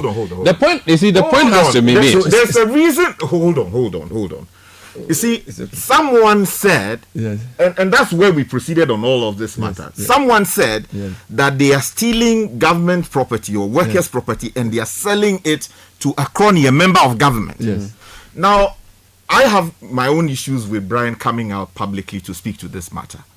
Ideally, it is a corporate transaction. If Rock City has entered into a transaction with SNIT, there are issues with it. Rock City should issue a statement and state what the position is. Fine. So for him even coming out to talk, there are issues with that. It brings together the whole... To be fair, Rock City has issued a statement. A member of parliament has called his name. Okay. Now the point I'm making is that, look, if we insist on bringing shareholders into what decisions are made at the board level, which are corporate in nature, we are miscommunicating the position of the law as we have always known it since Solomon and Solomon. Yes, and we are not arguing with you on law. We are saying that it is a question of ethics. No, you can raise. You see, Bernard. That's what I am saying. No, you can raise that issue, and that is a matter that's what do you call it? Sharaj is currently dealing with. Exactly. Whether or not he was aware of all of these transactions in the process. Exactly. Whether he had the permission of the speaker to get involved. I'm not going to speak to the merits of that. But I am trying to speak to the fine details of the law. Where the law. What the law says. I stand educated. Okay. Yes. It's very, very important because tomorrow, as I said, somebody will say that you, Bernard, you own a share in this company. This company has done something. We stand educated. But I don't want you to think that, you see, the UTAG uses the word collective wisdom. And sometimes, you see, the DG admitted here that if it was an ordinary private company that was looking for an investment, maybe it wouldn't have even been discussed. The fact that something is owned, and as you said, by workers, and we should be angry, raises the stakes and changes everything. So even including your distinction between company owner and all these things, it's very important. It's important, but when we workers of Ghana, you see, when they see, and you see, you also need to look at the whole history of the transaction. So it's not just a question of people misunderstanding a company from an individual, because it's been part of a narrative. Yes, it's been part of a narrative. Yes, wrongly. So fine, but the public have their mindset based on how they've been, their assets been treated. That is why we are in an elevated position. No, we've had divestiture. No. You see, I'm not saying people should misinterpret the issues. We also need to look at the whole context. We've done divestitures. People have sold different things. Achimota Forest have been loaned to their relatives forever. So that context is also important for you to understand the public mindset. Do you understand? And the fact that also a politician is leading it. I'm talking about even the guy agitating. So all of this comes together to create this public opprobrium around the deal, which then does not even reach financial close, and therefore we are back to square one. So I am saying that let's not delegitimize the angst of the workers. There's a history to it, and it's not based. And it's not based on necessarily a misconception. It's based on the history of how politicians have treated state assets over years, which is why the DG even said that what has been going on in the past was that people ran it down to sell, and they don't want to run it down. They want to add the ones that have been run well and the ones that have not been run well, and make a portfolio decision. And my criticism was that when you're making that decision, which may be even healthy financially, you have to think about the ethics around it and the public feeling, because the public asset, I think we've left. But I just wanted to make one point on government SNIT. Yes. SNIT is a state institution. That is correct. SNIT is run by a board of trustees. There are 12 members of the board. Let's look at the government interest in that board. Elizabeth Ohini, chairperson.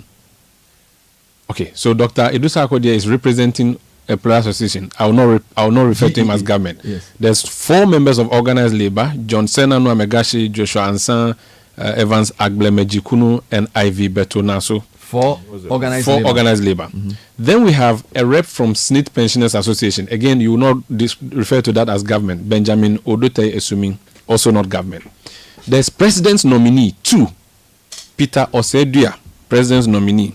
Gloria Irene Amaki Paida, President's nominee. So that brings it to 3, the government's interest. What's the point? The Minister Deputy for Finance, I think she's been promoted now, Honorable Abina Osiasari. She's a member of that board, that 4.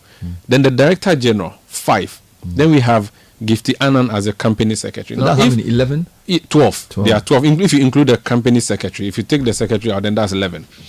If government has as many as 5 representatives on this trust, on a 12-member board, you are saying to me that a decision as important as the decision to cancel a sale or a transfer of ownership of 6 hotels would not have the blessing of the government. No, I think Sky's point is that let's again. That's one point. The second point, 5 out of the 12 are government reps. Yes. So I think the point is that the government views can be expressed through these reps. Again, but these reps are independent. Yes. Hold on. They are independent. But just one more point. Let's just make a point. We don't want to legislate this. I think Sky is saying that the government cannot direct directly the board as to what to do. Yes. So once you put a rep on the board, let the board do their work. Yes. So the board member will represent your interest as government. Yes. The board member from workers represent our workers' interest. And then collectively you take a decision for the company. So legally the two are separate. And he says we should not conflate and say that the president should direct.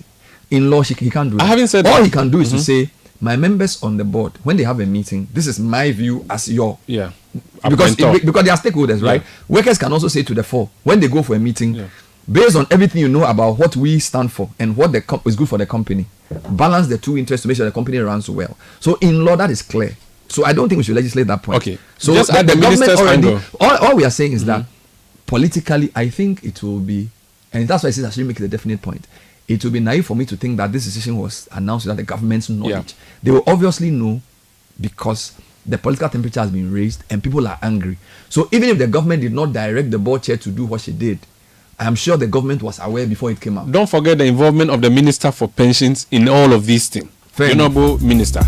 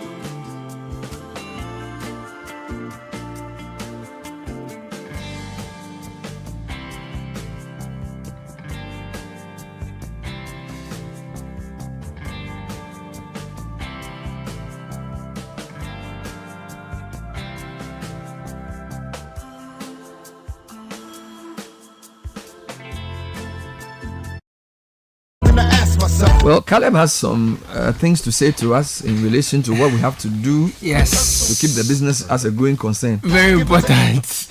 You have to give your eye the best attention they deserve. Don't joke with your eyes held this month. With 33 years plus of experience, Robert and Sons Limited Optical Services continue to offer comprehensive eye care services to help address many eye problems or conditions affecting our daily lives and activities. Their services include all-day comprehensive eye testing with molding equipment, eye specialist services, pediatric eyes eye care services, visual field testing, retina damage detection scan, 100% original and unbeatable frames and optical products, including contact lenses and solutions. Visit us in Adabaka, Osudankwa Circle, Tema Community 6, Waja, East Legon, Adenta, Kumase, Ahojo, and Koforidua.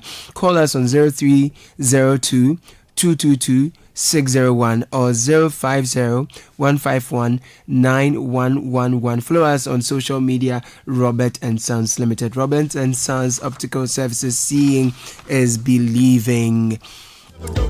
So hello Ghana, there is an exciting new chocolate beverage out there on the market from the producers of Cowbell. Permit me to introduce you to Twitsco, a chocolate food drink with a blend of premium cocoa powder enriched with Elefort, a combination of energy boosting minerals and vitamins including B vitamin C, D, iron and many more. Twitsco is available in 20 grams and can be found at your nearest neighborhood store in a delightful red sachet for only 1 cedi 80 pesos. To enjoy all the goodness packed in a sachet, empty its content into a mug, mix with 180 ml of previously boiled water, milk and stir, and you're off to start your day with a cup of the great tasting Twitsco and power your dream. This advert is FDA approved.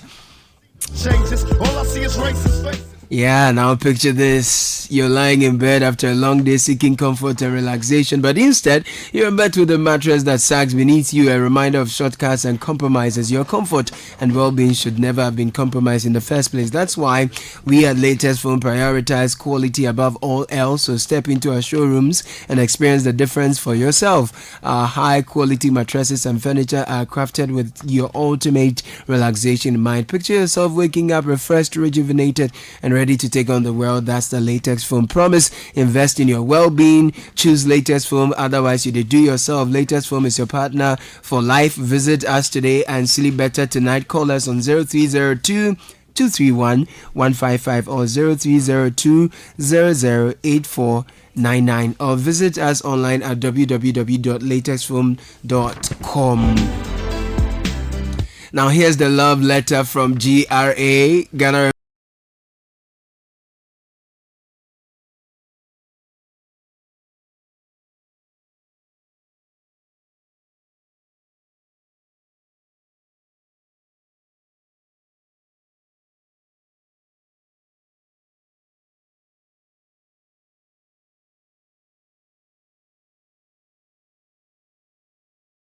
You are doing VAT deducted from suppliers operating the VAT standard rate, employment, payment for supply or use of goods, payment for supply of any works, payment of the supply of services, and all other withheld taxes for June 2024 are due today.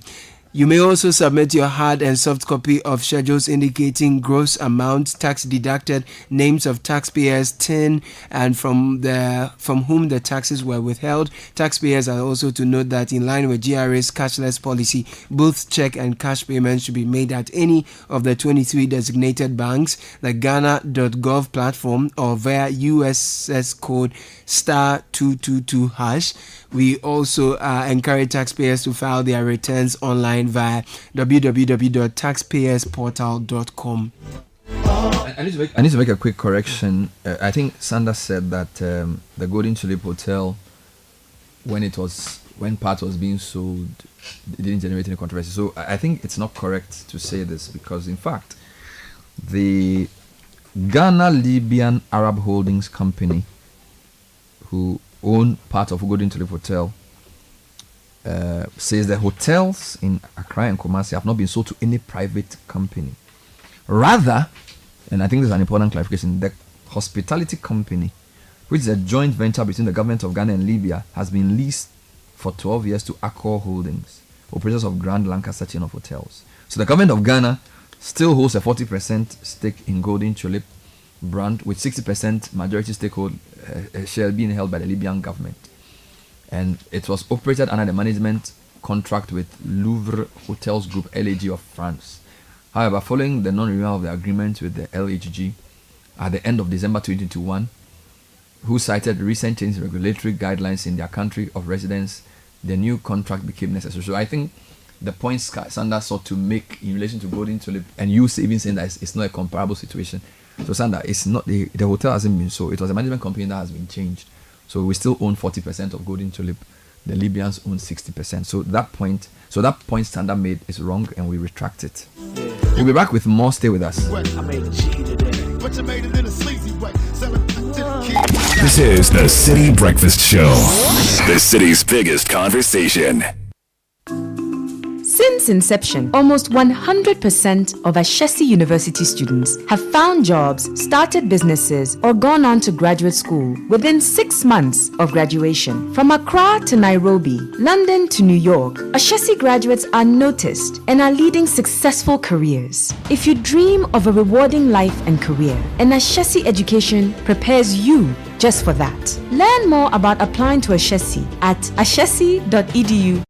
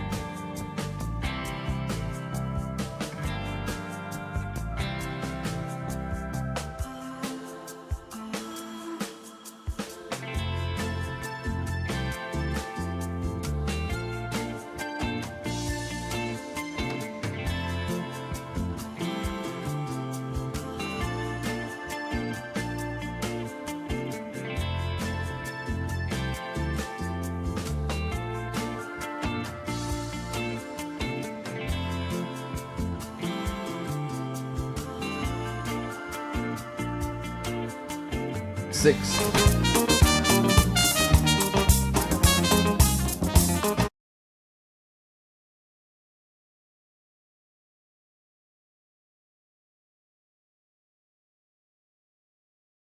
For us this morning, Bernard, so the SNIT DG wants us to believe the story that they did not accept the payment terms of Rock City, yet the employment minister gave a green light for the divestiture to proceed after the NPRA.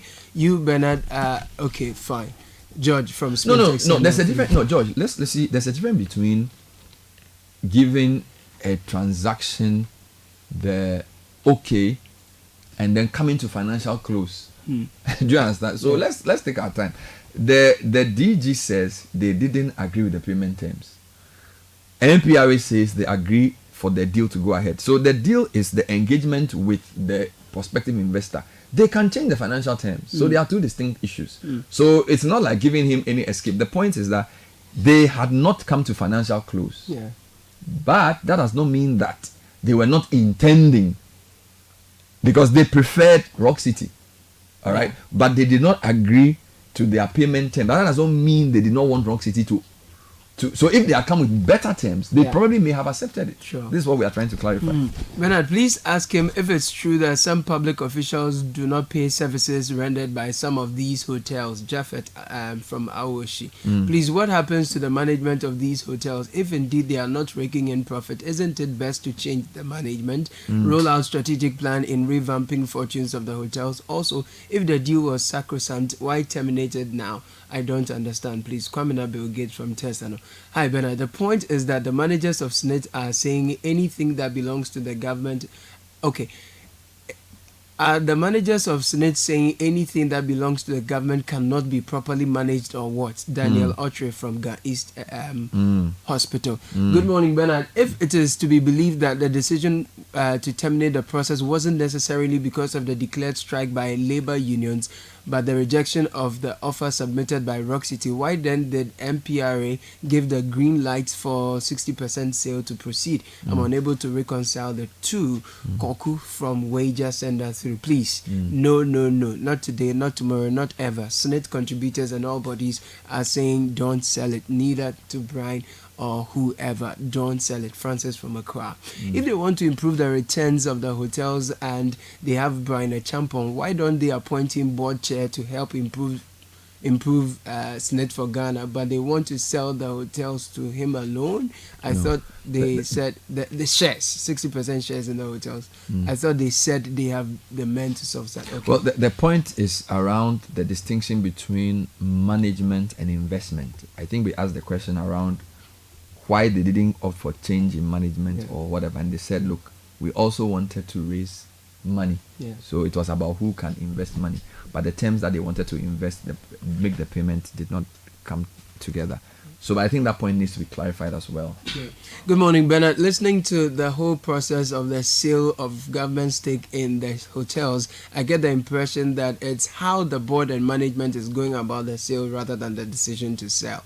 The process appears partisan and secretive. The hotels are underperforming and we need to sell or diversify, but the process needs to be transparent. You didn't add your name. So the word is divest, not diversify. There are two different terms. So it's a divestiture. Right. Divestiture, not diversify. Diversify is different, where you invest. I mean, if I have a business and I want to enter other businesses, I'm diversifying. Right. As against consolidation. But divestiture is essentially either selling off or bringing in investors into largely a publicly owned asset. Right. So that the 2 points must not be confused. Very well said. Thank you for that. Good morning, team. I have a problem with organized labor. Are there not representatives on the board? Where were they when the decision to sell the stakes in the 4 hotels were brought up for discussion? Nana, send that through. Okay. So it's been a one-topic show. Started off with reading statements from organized labor and then interviewing Kenneth Kumsin, who is the Deputy General Secretary of the Ghana Federation of Labour, who said they have a big meeting today to discuss their next line of action, and they will let the media know by close of. I'm sure before midday they will know whether the strike continues or not. Also spoke to Kofi Osafo-Maafo, who is the MD of SNIT, to ask him the whole process, how they got where they got to, and what next. And then we had our own studio.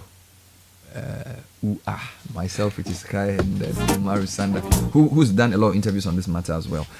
City News at 10 is next with Zoe Abubedo Adobe.